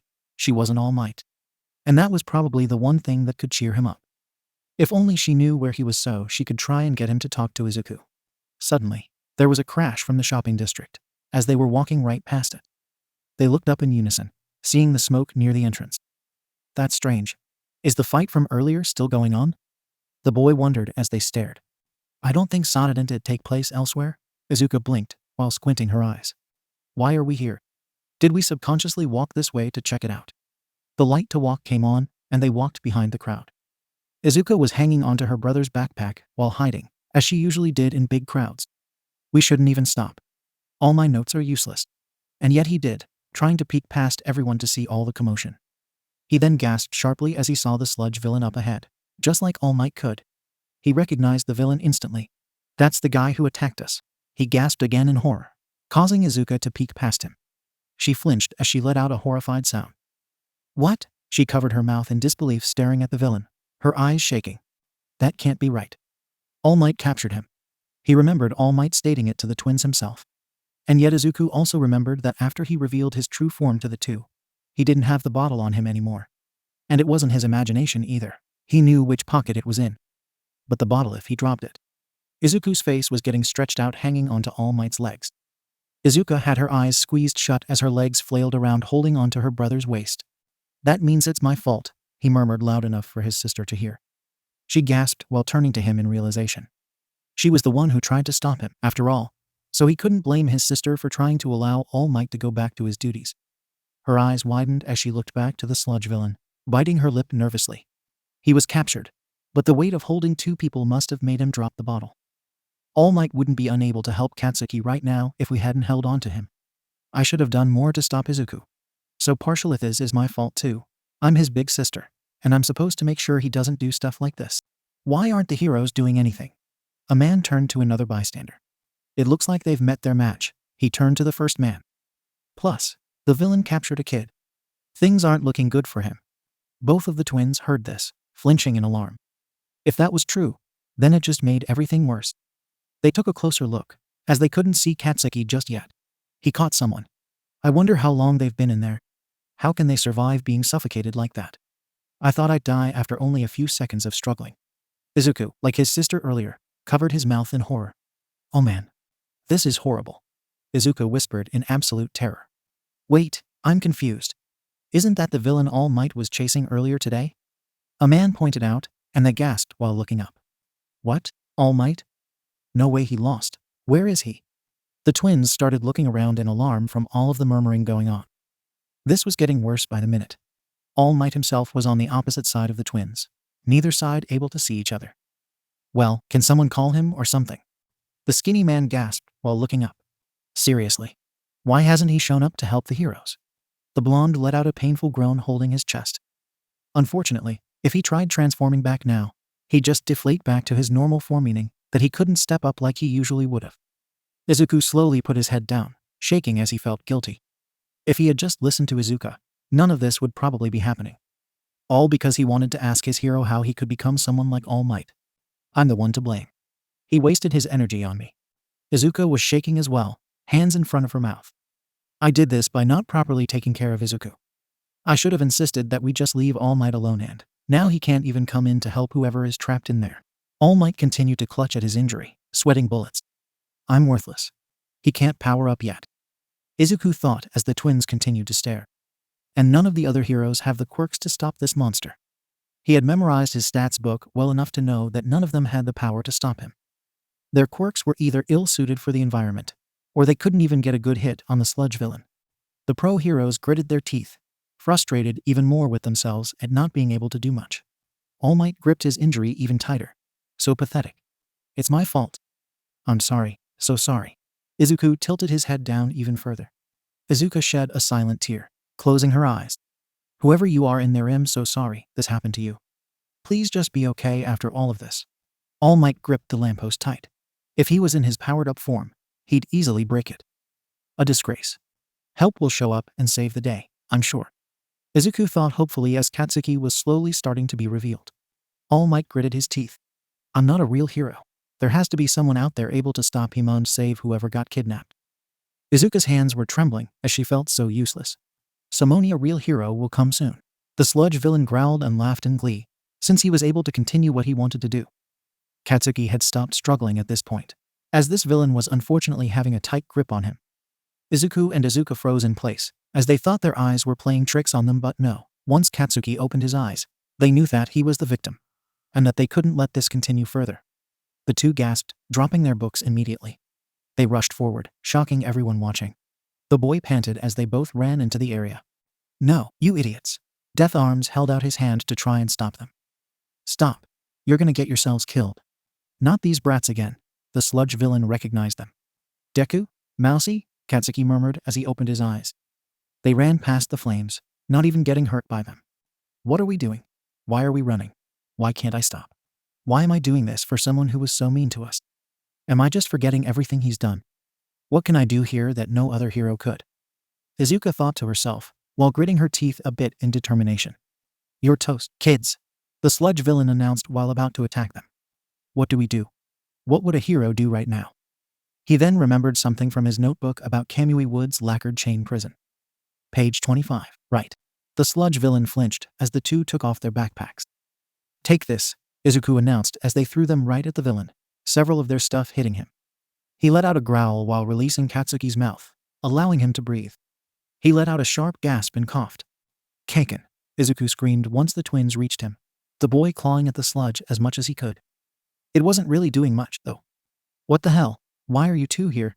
Katsuki wondered as Izuka tried to pull at it. But it was like Play-Doh or something similar to that effect. I dunno, Izuku exclaimed while in a panic, but didn't stop his actions once. My legs just started moving. Same her, Izuka called out while struggling. Katsuki let out a grunt as the hold on him was tightened. They continued clawing at him, but it wouldn't help despite that. And yet, they still pursued this. Something in them just told them to continue trying to get Katsuki out. I don't know why I did what I did. Sorry, kid. I'm the one to blame. You really think they'd let someone like you? He's the coolest in the universe. Kaken. I've wanted to be a hero. I honestly don't think you can become a hero. There's always a smile on his face. Maybe it was the look on his face. Izuku flinched a bit while shedding tears, a fearful smile of his own on his face. Kaken. I couldn't just stand there and watch you die, he admitted while Izuka closed her eyes. And no matter what I feel towards someone, that doesn't mean that I shouldn't help them. She murmured, and All Might grunted with wide eyes at their declarations. Something about those two, it was like a fire sparked within him, regardless of his injury. What else can we do? The girl racked her brain in frustration. Izuka then gasped in realization Asher Quirk could stop this, or at least help in some way. But she had never used it before, and yet somehow, she had an understanding what to do. She didn't know what it was, maybe instinct, or just because her hands wanted to move in a certain direction to activate it. She then stepped backwards while watching the two, holding up a hand to get a good target with just eyeballing them. As much as I don't like Bakugo-san, or having to use my quirk in front of my brother, he can't just stand there anymore. Not like I did with Izuku. I need to act fast before I lose my shot and accidentally hurt Bakugo-san or anyone else. I have to make this right for myself and my brother. Izuku, I need you to duck your head, okay? She called out to him, confusing the boys as they stared at her. The pro-heroes and citizens all stared, as they had no idea what she was up to. Now, she told him urgently, and he nodded in understanding. Okay, he moved his head down, glancing back at her. I think I see what you're doing. He didn't question it further. He just trusted that this would be the right course of action. It was just a feeling that it was something to help them out. Get the hell off me, Katsuki screamed to the sludge villain, and Izuka gasped sharply, her bangs flying. She then narrowed her eyes, taking a deep breath. I have to do it now. She then slammed her hands together in front of her. To the shock of everyone, she moved away her hands to reveal a bow shaped like a crescent moon made out of light created by her. She caught it in her hand and focused her aim, glaring at the villain. What? That little girl has a quirk? The sludge villain exclaimed in disbelief at her. Katsuki's eyes shook at her in shock. He had always believed that she didn't have a quirk at all. She and Izuku were twins, so it only made sense by association she didn't possess one. And yet, here she was, showing to everyone just what she could do, despite her hesitation because of Izuku. Her brother gasped in awe from seeing her power, his eyes widening. Izuku's hair was flying as she wasn't scared in this moment because all she wanted to do was save Katsuki. She bit her lip, still skeptical just a little by how Izuku might react to this later. Or Katsuki, because unbeknownst to the twins, he had already suspected a quirk, but not this. "I'm sorry, Izuku, Bakugo-san," she murmured as she saw her shot, a spot right above Katsuki that wasn't moving at all. She then moved her left arm to her right wrist. She slid it backwards as a shooting star appeared as her arrow, and she pulled back as far with her crescent moon bow as she could to make sure it'd go at the right speed and direction. Izuku, Katsuki, and All Might all looked at her in anticipation. Izuku's breath escaped him as well as Katsuki's. She then fired it, the bright star shining as she hit her target, and it caused the sludge around the spot to dissipate. The star flew towards the sky. "Ag, damn brat!" the sludge villain exclaimed in pain, and she panted, dropping her arms as she couldn't believe what she just did. "Whoa!" Death Arms murmured as everyone continued to stare. "That girl's quirk managed to get a hit on him," one of the heroes exclaimed in shock. "What kind of quirk is that? Is she a student heading to UA? That's some power." Izuku's eyes shook as he tried not to cry from how amazing it was to see her quirk for the first time in his life. All for something that she didn't have a passion for once she learned the truth about her brother. "Izuka," he murmured in awe of his sister. Katsuki's eyes continued shaking, as he couldn't believe what he had seen either. All Might got over his stupor, and his arms started to grow in size. "I have to do something. No matter the cost." He continued clutching his injury, while getting taller and muscular. "Just a little bit longer, kid." The sludge villain looked down at the twins, raising an arm. "And I'm done playing with you too. You're gonna regret you ever stepped up to me, little girl." Izuka gasped from her spot, running up to Izuku just like the other heroes were. "Save the children. This thing'll kill them." Death Arms reached out a hand as the twins braced themselves. There was a movement as the sludge villain swung down his arm, and then there was a huge explosion. And then it was silence, as no one could see anything from the smoke it produced. Izuku's hair was flying as Izuka hugged him close to protect him. "I really am pathetic," a familiar voice spoke up, and they looked up, shocked to see All Might standing right in front of them. He was holding back the sludge villain from hurting them, his arm strong enough to hold it back. "All Might, but I told you the traits that make a great champion, but I see now I wasn't living up to my own ideal." He lifted up his arm to break himself free, and they stared at him in awe. Katsuki's eye was shaking looking at the hero he had also admired as a kid. The hero then grabbed Katsuki's arm, blood flying from his mouth. Pros are always risking their lives. That's the true test of a hero. "Damn you, All Might." The sludge villain raised a hand towards them. "Detroit Smash." He moved his fist forward while pulling out Katsuki, sending the sludge villain flying. His punch also caused the fire to go out because of the intense winds coming from it. Mount Lady shielded people from her spot with her arms, the heroes hanging on to things around them as much as they could. People looked up as there was a big cyclone in the sky thanks to the attack. Soon, it stopped spinning, and the sludge villain was nowhere to be seen. All Might panted heavily as smoke came from his fist. Everyone stared at him with wide eyes as it was silence again. Rain then started to pour, someone looking up to the sky.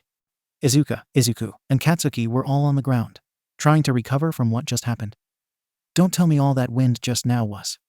Look at the clouds. They're moving." The clouds were indeed moving above their heads, while All Might had a big smile on his face. Blood was seeping from his mouth. "Holy crap."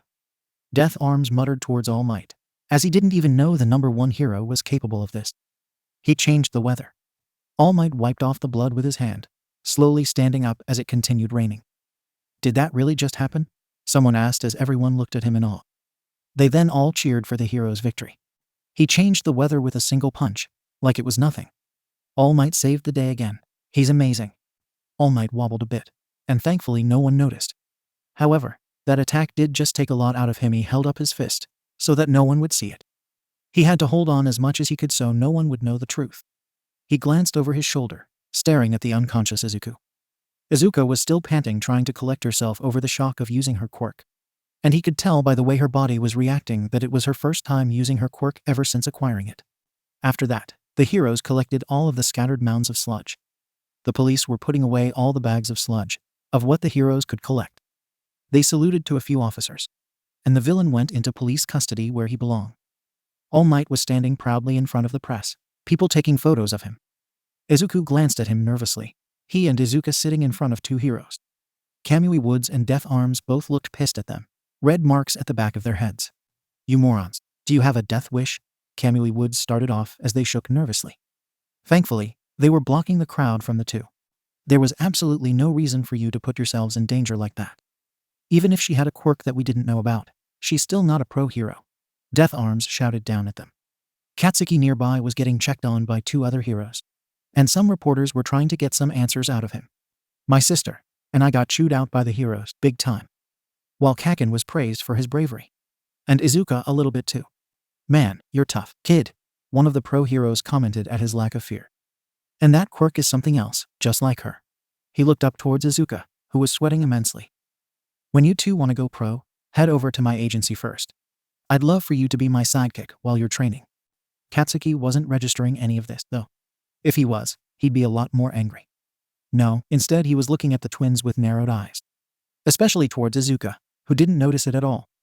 As if he couldn't be even more pissed off than he was with them earlier. That girl had a quirk the entire time, and yet seriously didn't even think to mention it to anyone. And he couldn't wrap his head around why exactly. He shouldn't even care that Izuka did have a quirk. But for some reason part of him did enough to have a bit of a resentment towards the girl. He then clenched his teeth in frustration. As reckless and dangerous as that was, you are pretty strong with that quirk of yours. Death Arms commented towards the green-haired girl. She gasped while looking up at him, her bangs flinching. Didn't think you had it in you. I have to agree, Kamui Woods sighed a little. But if you want to go to UA, you can't go around using your quirk when you're not permitted to. So we'll let it slide just this once. Her eyes went white as she looked towards the ground. Thank you, sir. She murmured quietly to them, Izuku giving her a small smile. He knew that she could muster up the courage to help Katsuki. Just like him, she couldn't ignore people in danger, no matter who it was. The sun was starting to set, as the chaos from the earlier incident had died down. It was getting broadcasted on TV, though. And it was also hitting the papers as well. Izuku let out a small sigh as he and his sister were heading home. We wanted to apologize to All Might, but he was swarmed by interviewers. I didn't want to interrupt. Not to mention my sister would probably get overwhelmed by all of the people since they'd want to get her picture. I can always try to send a message through his website when we get home. I just want to sleep in my comfortable bed. Izuka let out a small sigh, feeling exhausted. Might have had something to do with using her quirk. Oh yeah, I can't believe you used your quirk for the first time. He clasped her hands, taking her by surprise. It was amazing. I've already written lots of notes about it too, so I can help you understand it better. Really? She blinked in shock, and he pulled out his notebook. Can fire a shooting star at will, but distance unknown. Would be great for long-range attacks. He flipped to a new page, despite the book being burnt, and showed it to her. You can really do a lot with that quirk, you know? After all, you did manage to help Kaken today. So this is a great first step to becoming a hero. Izuka. Her eyes lit up a little from his praise and confidence in her abilities. But then she flinched as she remembered that he still wouldn't get a quirk. Butazuku. Deku, Mousy. Both of them flinched, Izuka frowning as she turned around. They saw Katsuki heading right for them. Kaken, Izuku murmured in confusion that he was seeking them out. Oh no, what does he want with us? Izuka hid a bit behind her brother. The blonde panted as he came to a stop, glancing behind the green-haired girl and already getting annoyed. Hey, you come out of hiding, Mousy, before I kill you. He growled, and she squeaked in fear. Izuku gave a small groan at hearing this. Izuka didn't look too pleased either as she slowly stepped to her left so he could see her. Katsuki then slowly caught his breath, shaking. Listen, I would never ask for weaklings like you to help me. Don't think you can look down on me, either of you, huh? He looked up at them intensely, especially towards the girl. Got that? I was fine by myself. You're just a quirkless failure who won't even cut it as a rent-a-cop. Deku.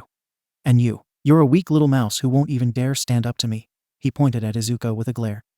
You didn't help me. You did nothing. Don't forget it. He then turned around, stomping in the opposite direction. I don't owe you anything, and you're going to tell me how you managed to hide a quirk from me, Mousy. You better believe that. Both of them sweat dropped, wondering why he even had to come here to say all of this. What was that? Izuku murmured in confusion, but decided not to question it further. Since when does he care so much that I used my quirk? Izuka mumbled, though a bit annoyed too. He was acting a bit strange lately now that she thought about it ever since earlier today. First he kept glaring towards her more so than her brother, and now he was demanding to know about her quirk. Izuku then gave a small smile. Kaken is right, though. It's not like I myself actually did anything to help today. But at least we tried. He then walked off with a sad smile on his face. Guess now I should get back to giving up on my dreams. Izuku stared after Katsuki, wondering what was going through his head. Was it really that important to him about her quirk? She couldn't fathom why. It wasn't like he needed to know, unlike her brother. So she really couldn't understand his investment when he was the last person she wanted to tell. The boy glanced back at her, blinking. Izuka, you coming?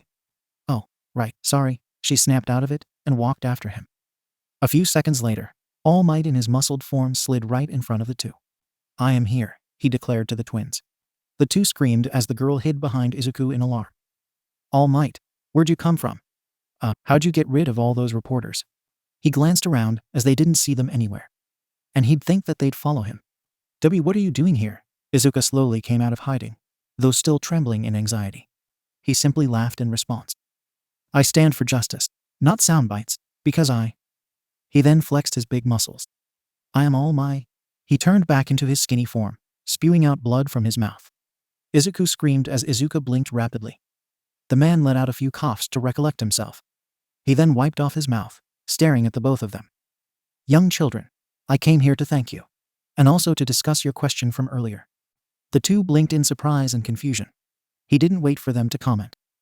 If you hadn't told me about your life and your sister, if you hadn't run into that fight, if you, young lady, hadn't used that amazing quirk of yours against that villain, I would have been a worthless bystander watching from the crowd. So thanks. Oh, no, Izuku flinched in alarm. It was my fault. He was there to begin with. I got in the way of your hard work. I wasted your energy.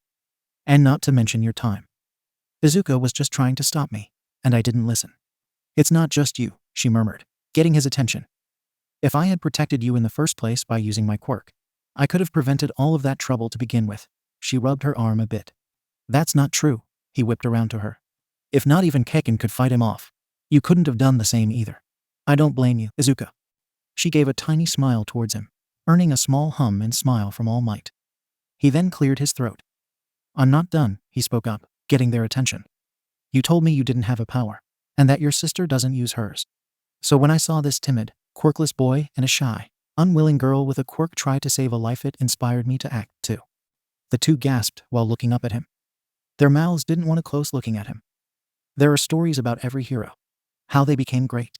Most have one thing in common. The two rushed forward towards Katsuki. Their bodies moved before they had a chance to think. Almost on their own. Izuku gasped a little, his eyes shining. The cherry blossom petals started to fall around them. The boy's eyes glistened as he moved his head down, sniffing. Izuka turned to him with a shocked expression. For some reason, I remembered my mother's words in that moment. I'm sorry, Izuku, to you and your sister, Inko cried out to him. I wish things were different. There were so many other things that she could have said to my brother, but I understood why she didn't. If I were her, what would I say if only one of my children had a quirk? He clutched at his heart while crying, Izuka bending down to him comfortingly. She had a small smile on her face as she knew that these were tears of joy, not sadness. That he was finally being acknowledged as the fledgling hero he wanted to become. And today, that's what happened to you both. Izuku's tears began falling as he squeezed his eyes shut, and he was shaking as he lowered his body. You never told me, Mom. Back then the thing I wanted you to say, the words I needed to hear. This was all he wanted, Mom. The day he found out he didn't need sorrow. No need for heartbreak either. He kneeled onto the ground as Izuka kneeled in front of him. The wind blew in All Might's hair as he stared down at the twins. Young man, young lady, you two can become heroes, he spoke, and Izuku continued clutching at his chest. He felt like his heart was going to burst out of it as he couldn't stop crying. Izuka leaned forward to give her brother a big hug. He then cried into her shoulder as she gave a teary-eyed small smile. Izuku continued to sob, grateful for her support as he let the moment sink in. All Might just stood there, allowing them to let it all out. Dreams can become reality. Oh, by the way, I forgot to mention that this is the story of how we became the world's greatest heroes. And it would be an adventure on this path that we could never forget. It would all be thanks to All Might that we got our start. A light shined down on a hero, striking a pose in front of the sun. The world's most popular hero. All Might, age unknown, quirk unidentified. He broke onto the hero scene and was an immediate hit, thanks to his abilities. And it wasn't just all talk, either. All Might had stopped many fights, saved millions of people, and everyone loved him, shown by his incredible strength and unwillingness to give up on just about anything. Ever since he appeared, crime rates have drastically decreased. His very existence, a deterrent for many would-be villains. The world's a safer place. They don't just call him the symbol of peace. It's what he is. Almost no one would dare step up to him thanks to his undefeated streak, no matter what. It honestly gave the police force moments of peace when they had quick and easy arrests, thanks to the one who could do it all. And this pillar of justice, said to my sister and I. The blonde skinny man who was in his true form from All Might stared down at them. Izuka was giving her brother a big hug as he cried onto her shoulder. Young man, young lady, you too can become heroes. Midoriya's? You're kidding. His tears fell onto his sister's uniform as he had reminded himself of everything he had heard growing up. Quirkless wannabes. You really think they'd let someone like you in when they could have me? He continued to weep onto her clothes, shaking with happiness. Sorry, kid, it's not gonna happen. I'm sorry, Izuku, to you and your sister. He gripped at his chest as he felt so relieved, so happy after what All Might had told him. I needed someone to tell me that. And then the person I admire most in this world did. Honestly, part of me never thought I'd hear those words, much less from him. I don't know why I stopped admiring All Might as much as my brother. Maybe it was because I felt like I couldn't be like him without sacrificing Izuku's feelings in the process. Or it could have been my lack of bravery usually. But hearing it from him made me realize just a bit just how amazing he still is. He then held up his hands in front of the setting sun. I deem you worthy of my power. My quirk is yours to inherit, young man, he stated, causing them to flinch. Izuka slowly glanced back at him, while Izuku looked up from her shoulder. Tears were still in his eyes, and then he tilted his head in confusion. He had snot in his nose, and he had white eyes. Izuka blinked rapidly as both of them were not following the man at all. Wait. What do you mean inherit? Izuku spoke up with drool falling from his mouth. Inherit what? Or are we supposed to understand that means? Izuka tilted her head a bit. All Might recoiled his head back with a laugh. The two were utterly baffled from his reaction to the question. You should see your faces right now. Don't worry, I'm not going to force this thing on you. He stepped forward to the duo, holding up a finger to the sky. Listen well, young children. This is his choice. Do you want to accept my awesome power or not? He bellowed while pointing right at Izuku, blood spurting from his mouth. Izuku's eyes were shaking, as he was still confused. Did he mean give Izuku his powers? But if so, how? What is he talking about? What is this? Why is he acting like this is a casual thing? I've never heard of someone being able to inherit a quirk. Izuka's eyes twitched a bit from the man's blood. They watched as he wiped his mouth with his wrist. There are a couple of things you should know about my abilities. Izuku gasped sharply while looking up. Izuka blinked while staring at him, giving a sound of intrigue. Journalists always guess my quirk is super strength or some kind of invulnerability. Papers, interviews, and social media would always come up with the same kind of answer. When people ask in interviews, I always make a joke and dodge the question.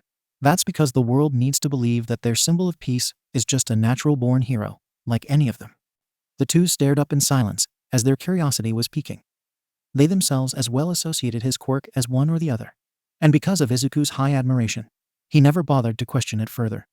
He was just amazed by his hero as a kid. But I'm not. There's nothing natural about my ability. He held up his arms above his head, and then struck a pose while looking up to the sky. I wasn't born with this power. It's a sacred torch that was passed on to me from someone else.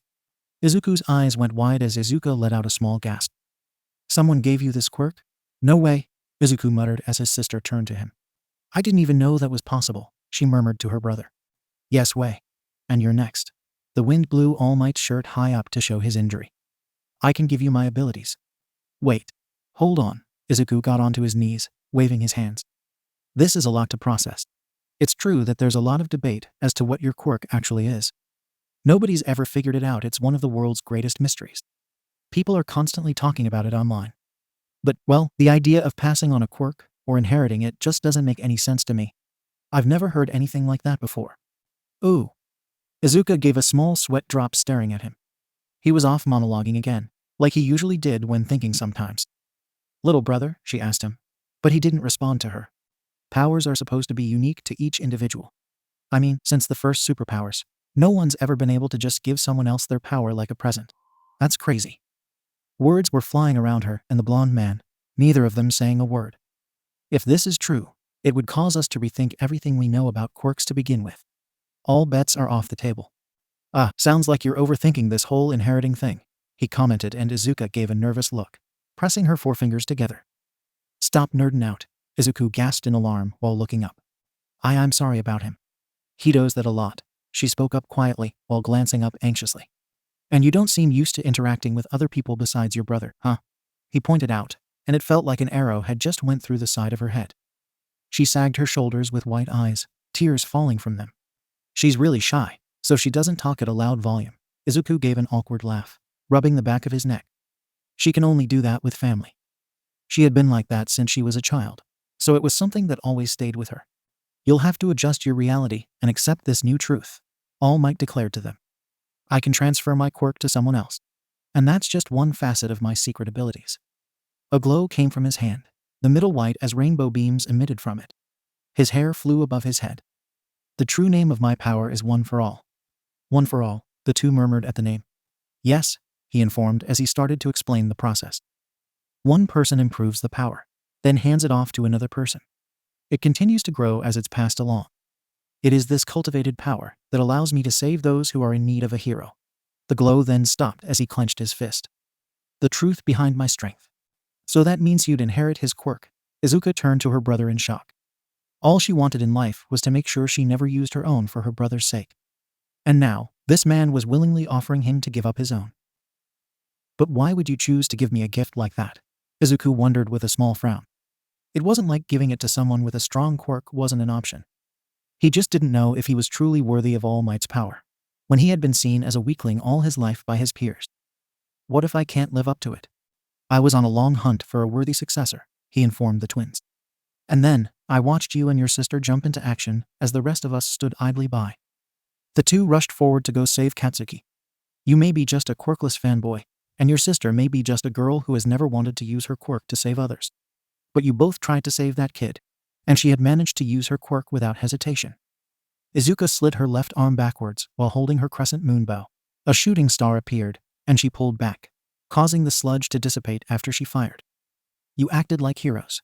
Izuku gave a small whimper at the praise, his eyes shaking as he looked up at the man. He tried not to cry, and the blonde man placed a hand on his head. Seriously? You gotta stop crying so much if you want my quirk. Come on, kid.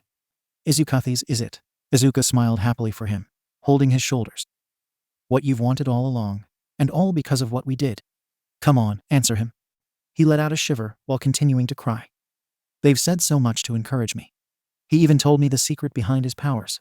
He shook his head rapidly, using his wrist to wipe his eyes. Is this what I've been waiting for all these years? How can I turn him down?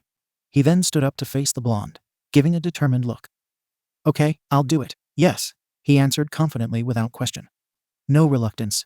The man grinned as Izuka gave a small proud smile towards her brother. That's exactly how I figured you'd respond. I'm so glad for you, Izuku, she told him with a soft tone in her voice. Beauty, you have to promise me you'll use yours too. He glanced towards her, and she blinked in confusion. All these years you never used it because of me.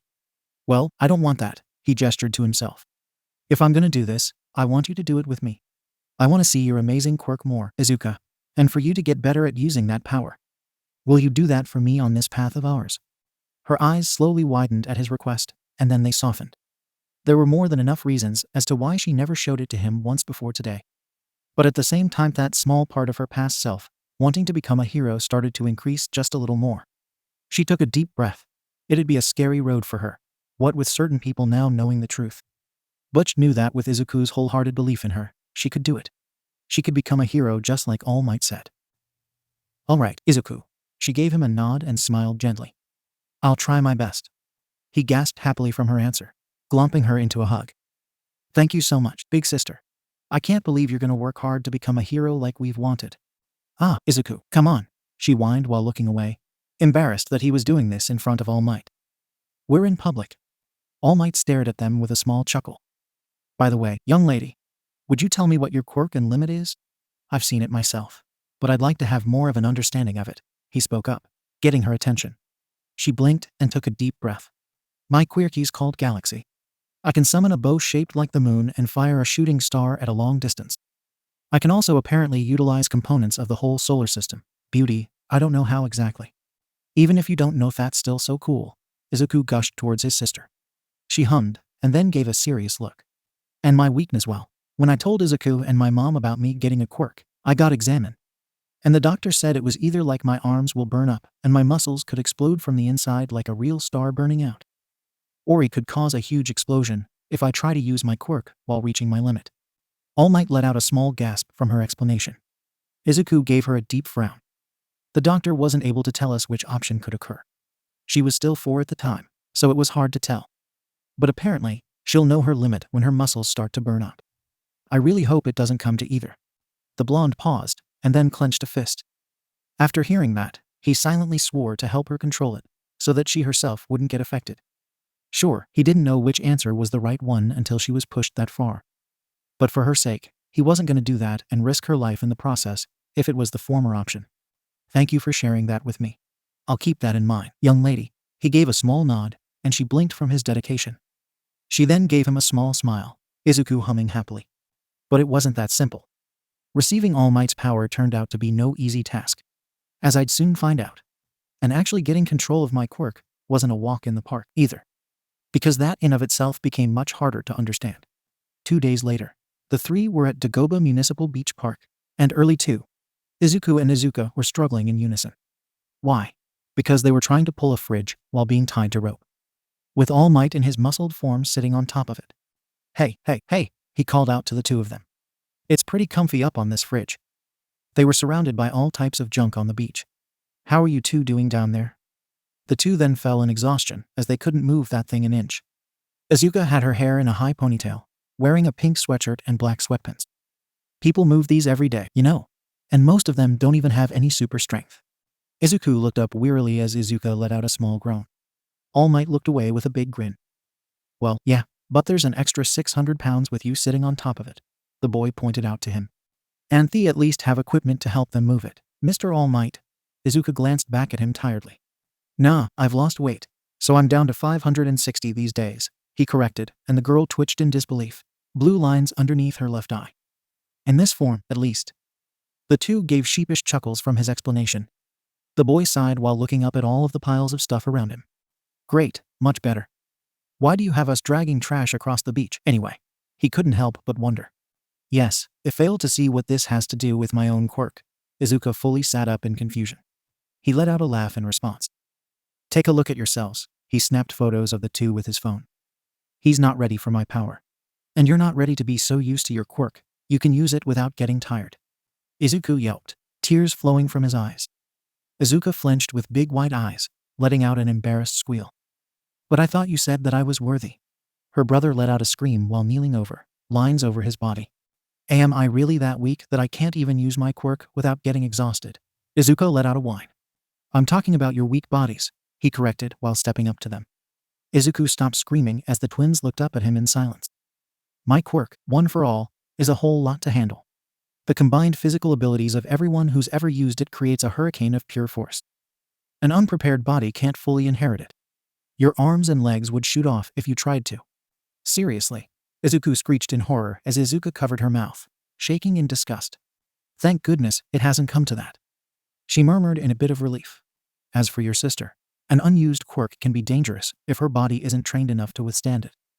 The first time she used it, she was incredibly lucky. Her physical abilities, as they are now, cause her to become exhausted after only one use in periods of time. An unprepared body similarly can't control a quirk if it goes unused for over a decade like hers. If she continues to use it repeatedly, her body will eventually go into shock. Izuka looked away while shaking. That's actually kinda terrifying.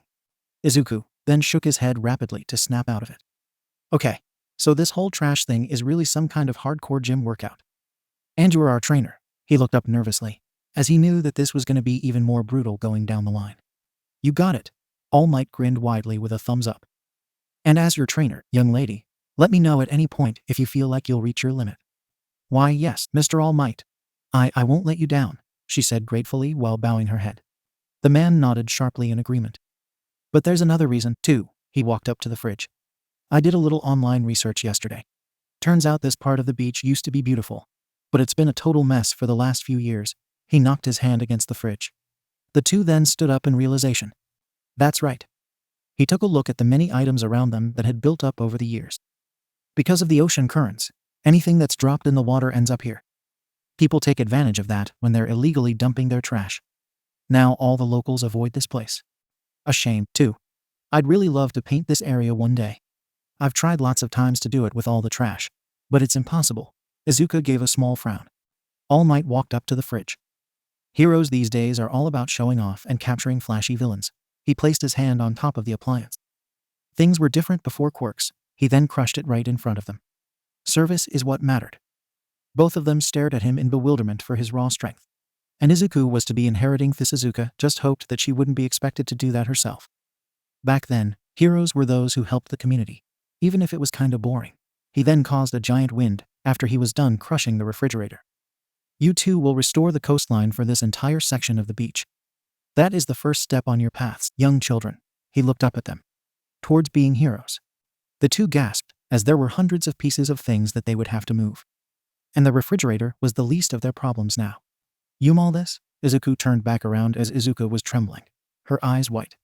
That'll practically kill us. She whimpered a bit, staring at it.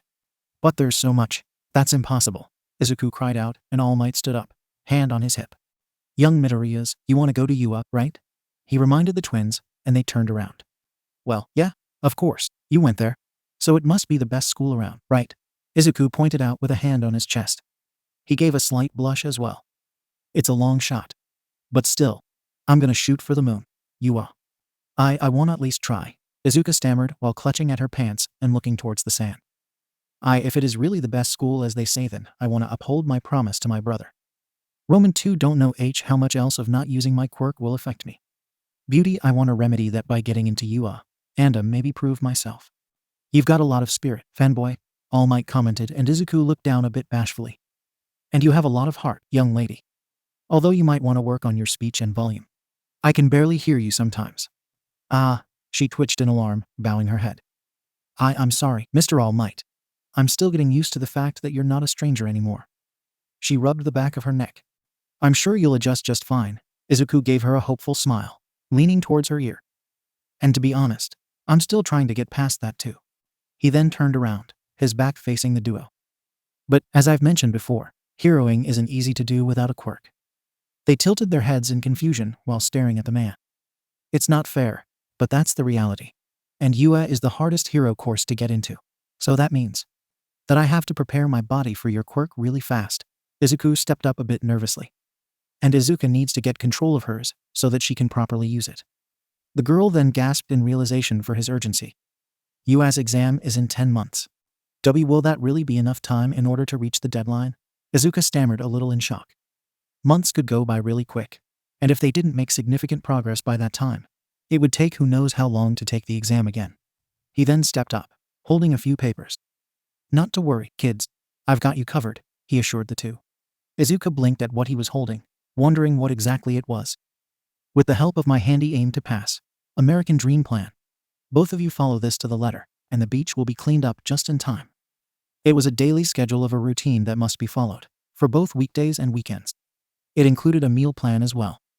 I also detailed every other aspect of your lives while I was at it. It's so punctual. Izuka shook a bit in shock reading it. Izuku was a little put off as well.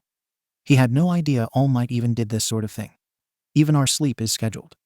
He murmured, as he didn't know whether or not to be in awe or a little freaked out. And I have time slots just to paint. Izuka blinked rapidly at it. All Might leaned in towards the two, standing over them. I figured you'd want some time to yourself, given your tendency to be overwhelmed being around me still. And I have to keep my promise of not pushing your limit for your own safety. So I gave you more breaks between your routine. But if I'm being honest, this is gonna be super hard. Think you're up to it. Izuku's hands shook a little. Yeah, sure I am. He gave a slightly nervous smile. But he understood the reasoning. We have to work way harder than anyone else to get in. So what choice do we have, right? You've already helped us so much that I have to pull my own weight as well. Izuka's eyes softened a little. My quirk will be hard to control because I don't know everything about it. Beauty want to go through with it. To see what else I can do. All Might gave them a big smile, nodding in approval. Just like that, we began 10 months of absolute hell. Well, mostly for me since Izuka's quirk could practically kill her, or anyone with range, if she wasn't careful. All Might kept his promise of not pushing my limit, always letting me step aside when things got to be too much. It honestly felt a bit unfair, but I still tried my hardest when I could. The twins pulled a large file cabinet as much as they could. "Come on, put your back into it, Midoriya," All Might encouraged while waving a fist in his skinny form. "It's not gonna move itself. Make sure you're watching your muscles, Izuka." The two then ran while holding tires. We're using different muscle groups depending on the size and shape of the trash we're hauling. Izuka waved her hand for a break, which he did give to her. All Might was standing on a pile, cheering them on. Let's go. The clock is ticking and 10 months will be over before you know it." Izuku then tripped and fell. Izuka hit the ground knees first, panting as she sat on her legs behind her brother. "Don't you give up. It's time to go beyond. Izuka, are you?" She held up a hand, signaling that she was okay. The two stood up and continued running. All Might smiled proudly at the girl at her hard work, despite her not knowing what could happen to her with her quirk. The two then had to go to school later that day. So you see, with the appearance of Quirks, the building standards act in place had to be. The teacher was rambling off, while Izuka was taking notes next to her brother. Both of them looked exhausted, but the girl powered on so that she could build her stamina. So tired. "But we gotta focus, it'd be better if we could finish cleanup a week before the exam." Izuku gripped his pen, looking at his notebook of his menu from All Might. "That means we've only got 294 days left. If we take recovery periods into account, assuming we'll be resting 2 days between each hard workout, then that gives me about 98 days of actual training," he muttered while tapping his finger against his mouth. "Even at our most efficient, we can get in around 5 hours every morning and night. So that's 490 hours also. We'll need to make sure we're hitting every muscle group, which means we need to pay attention to the type of work we're doing on the beach every day." His muttering got the attention of everyone, including the teacher since he wasn't being quiet. "We could start sneaking in extra workouts and lifting weights on our own, I suppose." Yeah, that would help us focus our workouts and isolate specific muscles. But it'll cost us time, lots of it. We'll have to cut back on the hours of sleep All Might scheduled for us. But independent training could help us catch up a little bit more. Excellent. Ooh, how about you just start with paying attention in class?" Izuka whispered, but he didn't hear it. The teacher extended his hand. "Hey, Izuku Midoriya." He smacked the boy on the head, Izuka wincing to herself. He covered his mouth in shock as everyone looked at him teasingly except his sister. "I know you and Izuka had a run-in with a villain. But pull yourself together, kid." Everyone started snickering at him. "If you really want to get into UA, you might actually have to know something." He looked up ahead in embarrassment, as he had forgotten all about his studies he had to keep up with during this whole routine of theirs. "Oh, right, I've got to study too." I'm very sorry, sir." Izuka looked up meekly to him from her seat. "My brother is getting a bit too ahead of himself." "Well, since you apologized, Izuka, I'll overlook it this time." "You hear him? Nuts." A girl with horns on her head smiled in amusement. "Idiot." Katsuki was the only one not laughing, looking towards the window. He then glanced towards Izuka, seeing her power through her notes. She seemed very focused, too, as she was determined to keep her grades up while training. He stared at her for a few seconds, and then scoffed, looking away from her. No matter how much studying she did, unless she fixed her quirk problem, she wouldn't get into UA. All Might watched the twins running across the beach after school had ended. The two pushed a giant tire in unison, the blonde standing over them. He gestured with his arm to guide them more. Izuku then panted while running laps. Izuka was falling a bit behind as she came to a stop near All Might, panting with her hands on her knees. She could feel a slight burn from her left arm muscle, but she wasn't giving up. She would build her body. All Might was about to check up on her when she ran off again, managing to catch up to her brother. He blinked, and then gave a small smile. The twins showed their mother their new diet, and once she made it for them, the two sat down to eat. Then they had to study afterwards. The two pushed some lockers together, grunting as they continued on. All Might showed them new adjustments to their routine before they left for school. Izuku then struggled to lift weights, Izuka coughing as she felt like the thing could crush her. The duo then did push-ups as much as they could. After that, Izuku was close to falling asleep, snot coming from his nose. He practically looked like a zombie trying to write notes. A few students stared at him anxiously. Izuka glanced at him and leaned forward, popping the snot bubble with her pencil. He yelped a bit in alarm as he woke up. Then she moved back, grabbing a pen instead. She then continued to take her notes, as at this point, she was used to the routine by now. That night, they scarfed down their food, their mother looking at them in a bit of concern. Izuku held out an empty bowl. Izuka let a small burp, putting a hand in front of her mouth sheepishly. The two ran towards the beach early the next morning, still pushing trash off the beach. The two panted, and then Izuku felt bile going up his throat. He then threw up onto his sister's shoes, much to her dismay. All Might gave a small groan.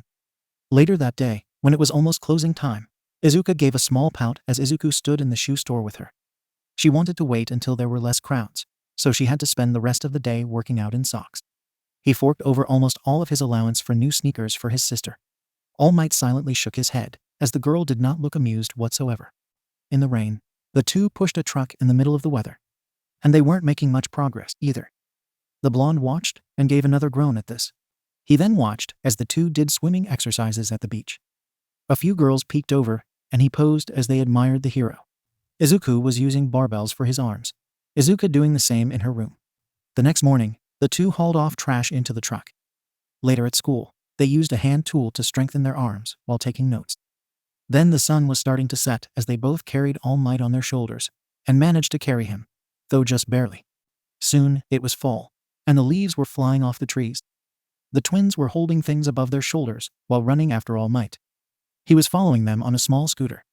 Izuka was panting, but kept her eyes forward as she felt much stronger in terms of her body than she did before.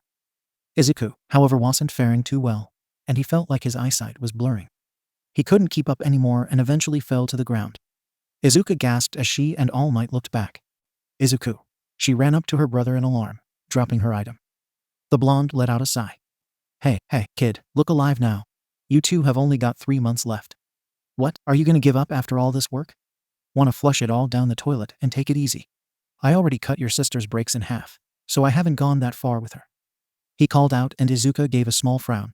She knew he was right, but something about Izuku felt very off. Lately, his stamina wasn't great, and neither were his eating habits.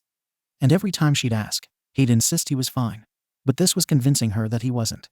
And it was true that All Might had slowly cut her brakes, because she had shown him that her body was starting to handle her quirk little by little.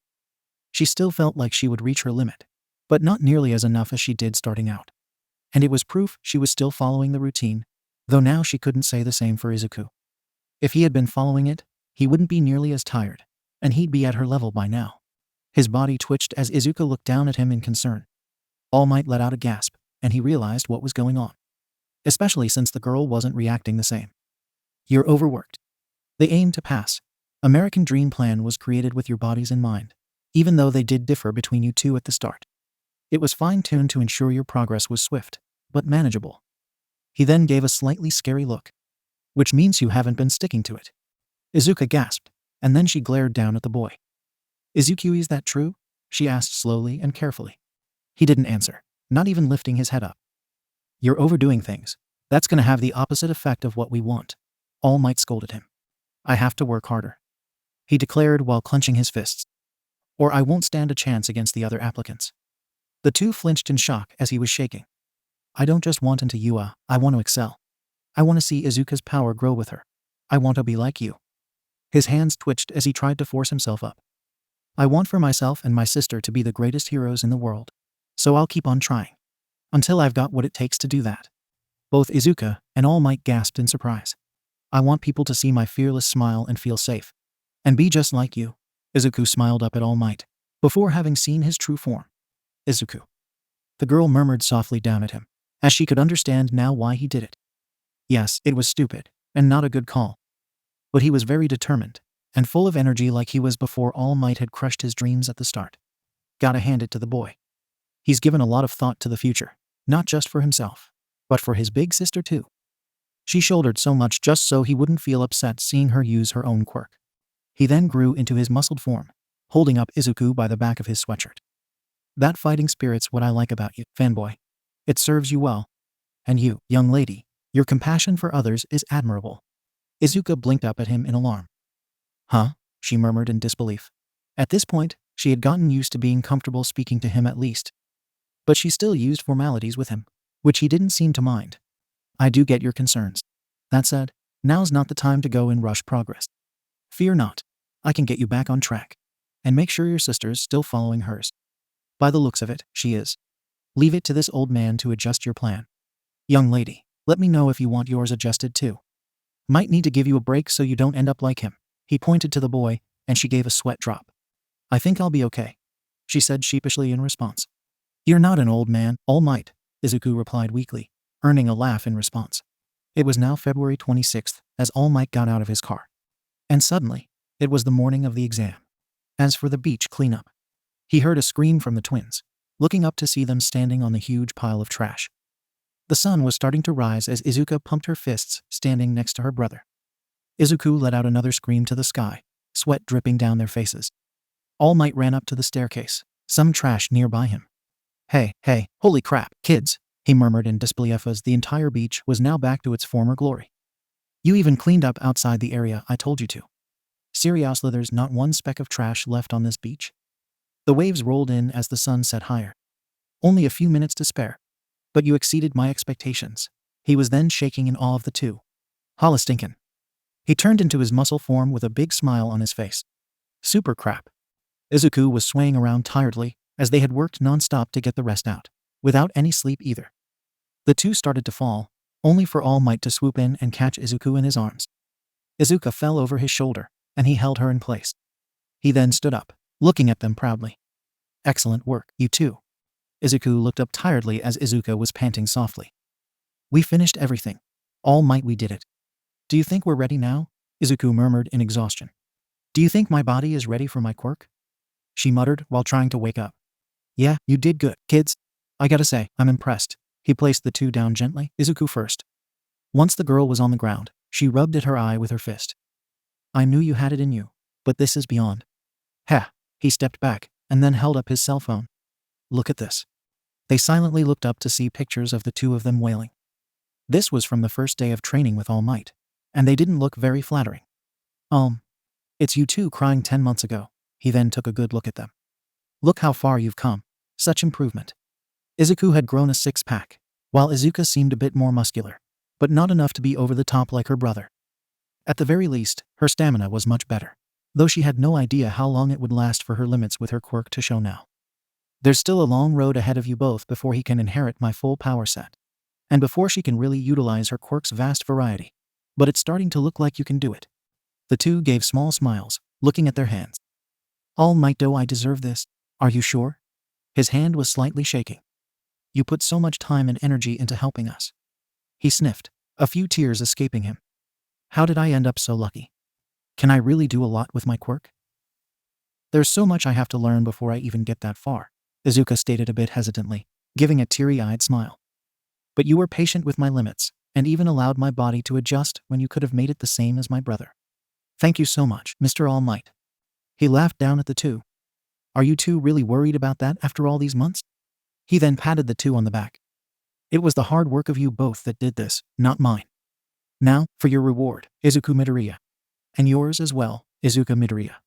Yes, sir, Izuku sniffed and Izuka blinked. She wouldn't inherit one for all, and that was fine with her. She had her own power to master anyway. So what would even be her reward? I'll start with Izuka. You mentioned wanting to paint this beach, but couldn't before because of the trash. Well, he dug into his jacket, and to her amazement, pulled out a small easel along with some paintbrushes and bottles of paint. It's not much, and I imagine you have the necessary colors needed. I didn't know if I got them all, but you earned your chance, Izuka Midoriya. Her hands twitched as she thought she was dreaming, while reaching out to the supplies. Roman too can really paint the beach? She murmured happily while taking them into her hands. Izuku gave her a small smile as she beamed slowly. Thank you, Mr. All Might. You'll be the first one to see it when it's done, I promise. Looking forward to it? He nodded at her, and she hugged the easel with a happy smile. Izuku gave a small chuckle. He hadn't seen his sister this happy in a long time, ever since having her quirk. All Might plucked a hair from his head, holding it up. Someone told me this once. There's a difference between being lucky and deserving. One's an accident, the other a reward. Never get the two confused. Izuku gasped in anticipation. Take that to heart, young children. This gift, Izuku. You earned it with your own valiant efforts. Izuku looked up at him teary-eyed as they both waited, and then the boy gave a look of determination. And so, I held out my weak, quirkless hands and grabbed the future. And I watched my brother, proudly, as he would finally take the first step to becoming a hero. All Might held out the hair to the boy. Eat this, he simply stated, to their shock. Huh. Izuka looked at him with small eyes, her mouth open a little. She then sweated immensely at this, giving a nervous sound. Run that by us again. For him to inherit my power, he's got to swallow some of my DNA. That's how it works, he informed, and she blinked incredibly. This isn't exactly how I imagined it. The boy exclaimed in disbelief. Come on, there's no time. You'll both be late for the exam. Eat, eat, eat, he urged, Izuku screaming in horror. We have to get going, little brother. Eat the hair, please, Izuka urged him while pumping her fists. Why are you acting so encouraging about something like this? He screeched at her. Later, at 8:40 am, UA stood on its proud grounds, as it would be the location of the exam. Lots of students from all different middle schools were arriving for their chance, wearing winter clothing.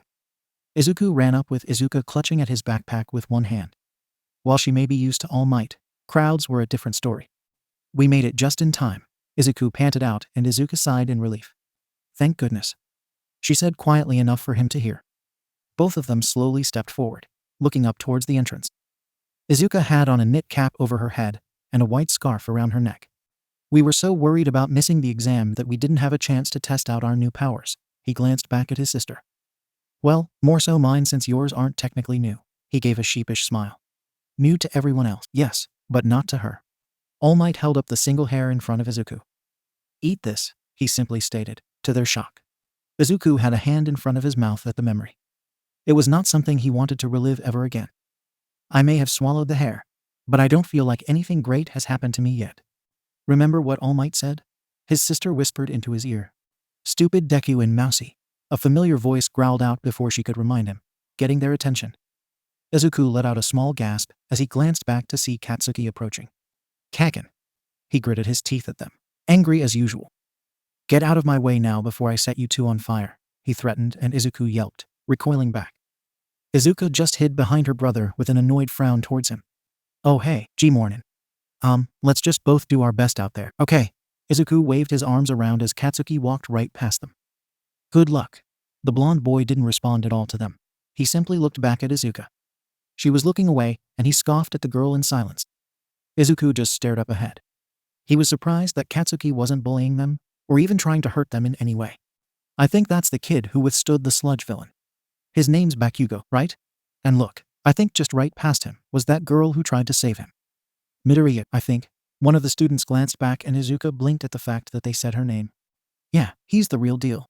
And that girl is really something, huh? Another one commented, the girl blinking in shock. Ever since that day, Kaken's been taking it easier on me. Izuka not as much. I sometimes catch him giving her intense looks. Izuku then let out a sigh of relief, dropping his shoulders. I guess I was just scared out of habit. He then shook his head rapidly, looking down towards his sister. But hey, they were talking about you. He nudged her a little happily. It's good that some people think you're strong enough already. That might make things worse when I'm taking the exam. She gave him a small sweat drop. That meant people might be watching her, and she did not like that foreboding feeling at all. And we're not defenseless anymore, he pumped a fist in front of her, looking up towards US logo. Yeah, we have to remember all the work we've put in. His legs were shaking a little, though. Thanks to All Might we are actually going to be heroes. He stepped forward with her in tow and then he tripped over his sneakers. Or I'll just die. Izuka reached out a hand to stop him, and he did, however. He couldn't really feel Izuka's arm anywhere. That was because he was stopped in mid-air before he could fall, with a brunette-haired girl standing nearby. She gave a small chuckle. Are you okay? The girl wondered, and Izuka yelped, hiding behind one of the statues nearby. She looked up ahead at her brother, giving a look of awe. Oh, I'm sorry. I didn't mean to scare you. Izuku screamed while moving his legs around rapidly as he was still floating. The girl then helped him up, pressing her hands together with a small smile. I stopped you with my quirk. I'm sorry I didn't ask first. Beauty figured you wouldn't mind me catching you. He stared at her wide-eyed, blush on his cheeks. She then looked up with a big smile. Isn't this all, way nerve-wracking? He stammered, unable to form a sentence. Izuka gripped at her skirt, looking around anxiously. TT. She couldn't speak either, though mainly because of her shyness around new people. Well, guess I'll see you inside. Bye. And I'm sorry again for scaring you. She waved to Izuka as she left, the girl staring after her.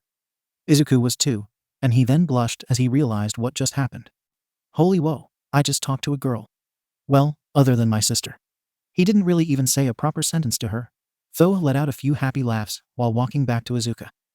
He turned around so she could grab his backpack, and she stared at him, blinking rapidly. Are you sick? She murmured to herself in confusion. Before actually taking the exam, they all had to go to orientation first. There was a room reserved just for this event.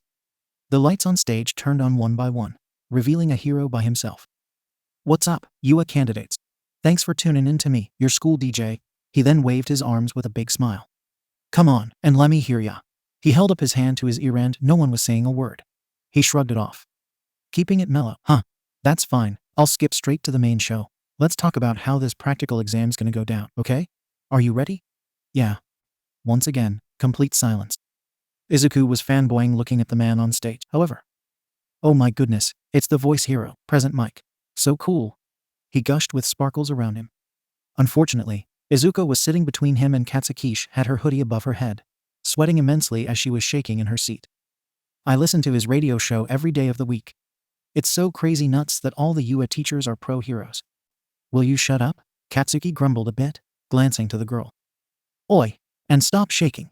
You're making me want to vomit. She flinched in alarm from being addressed and frowned with a small whine. She wished she could switch seats, but her brother was too busy fanboying that she couldn't ask. Like your application said, today you rockin' boys and girls will be out there conducting 10-minute mock battles in super hip urban settings. The screen flipped around to start showing a graph of sorts. Gird your loin, my friends. After I drop the mic here, you'll head to your specified battle center. Sound good? All of them looked at their papers to find out which one they'd be assigned to. And still, there was silence in the room. Okay? I see, Katsuki spoke up, alarming both twins by how calm he sounded. They're splitting us up so we can't work with any of our friends.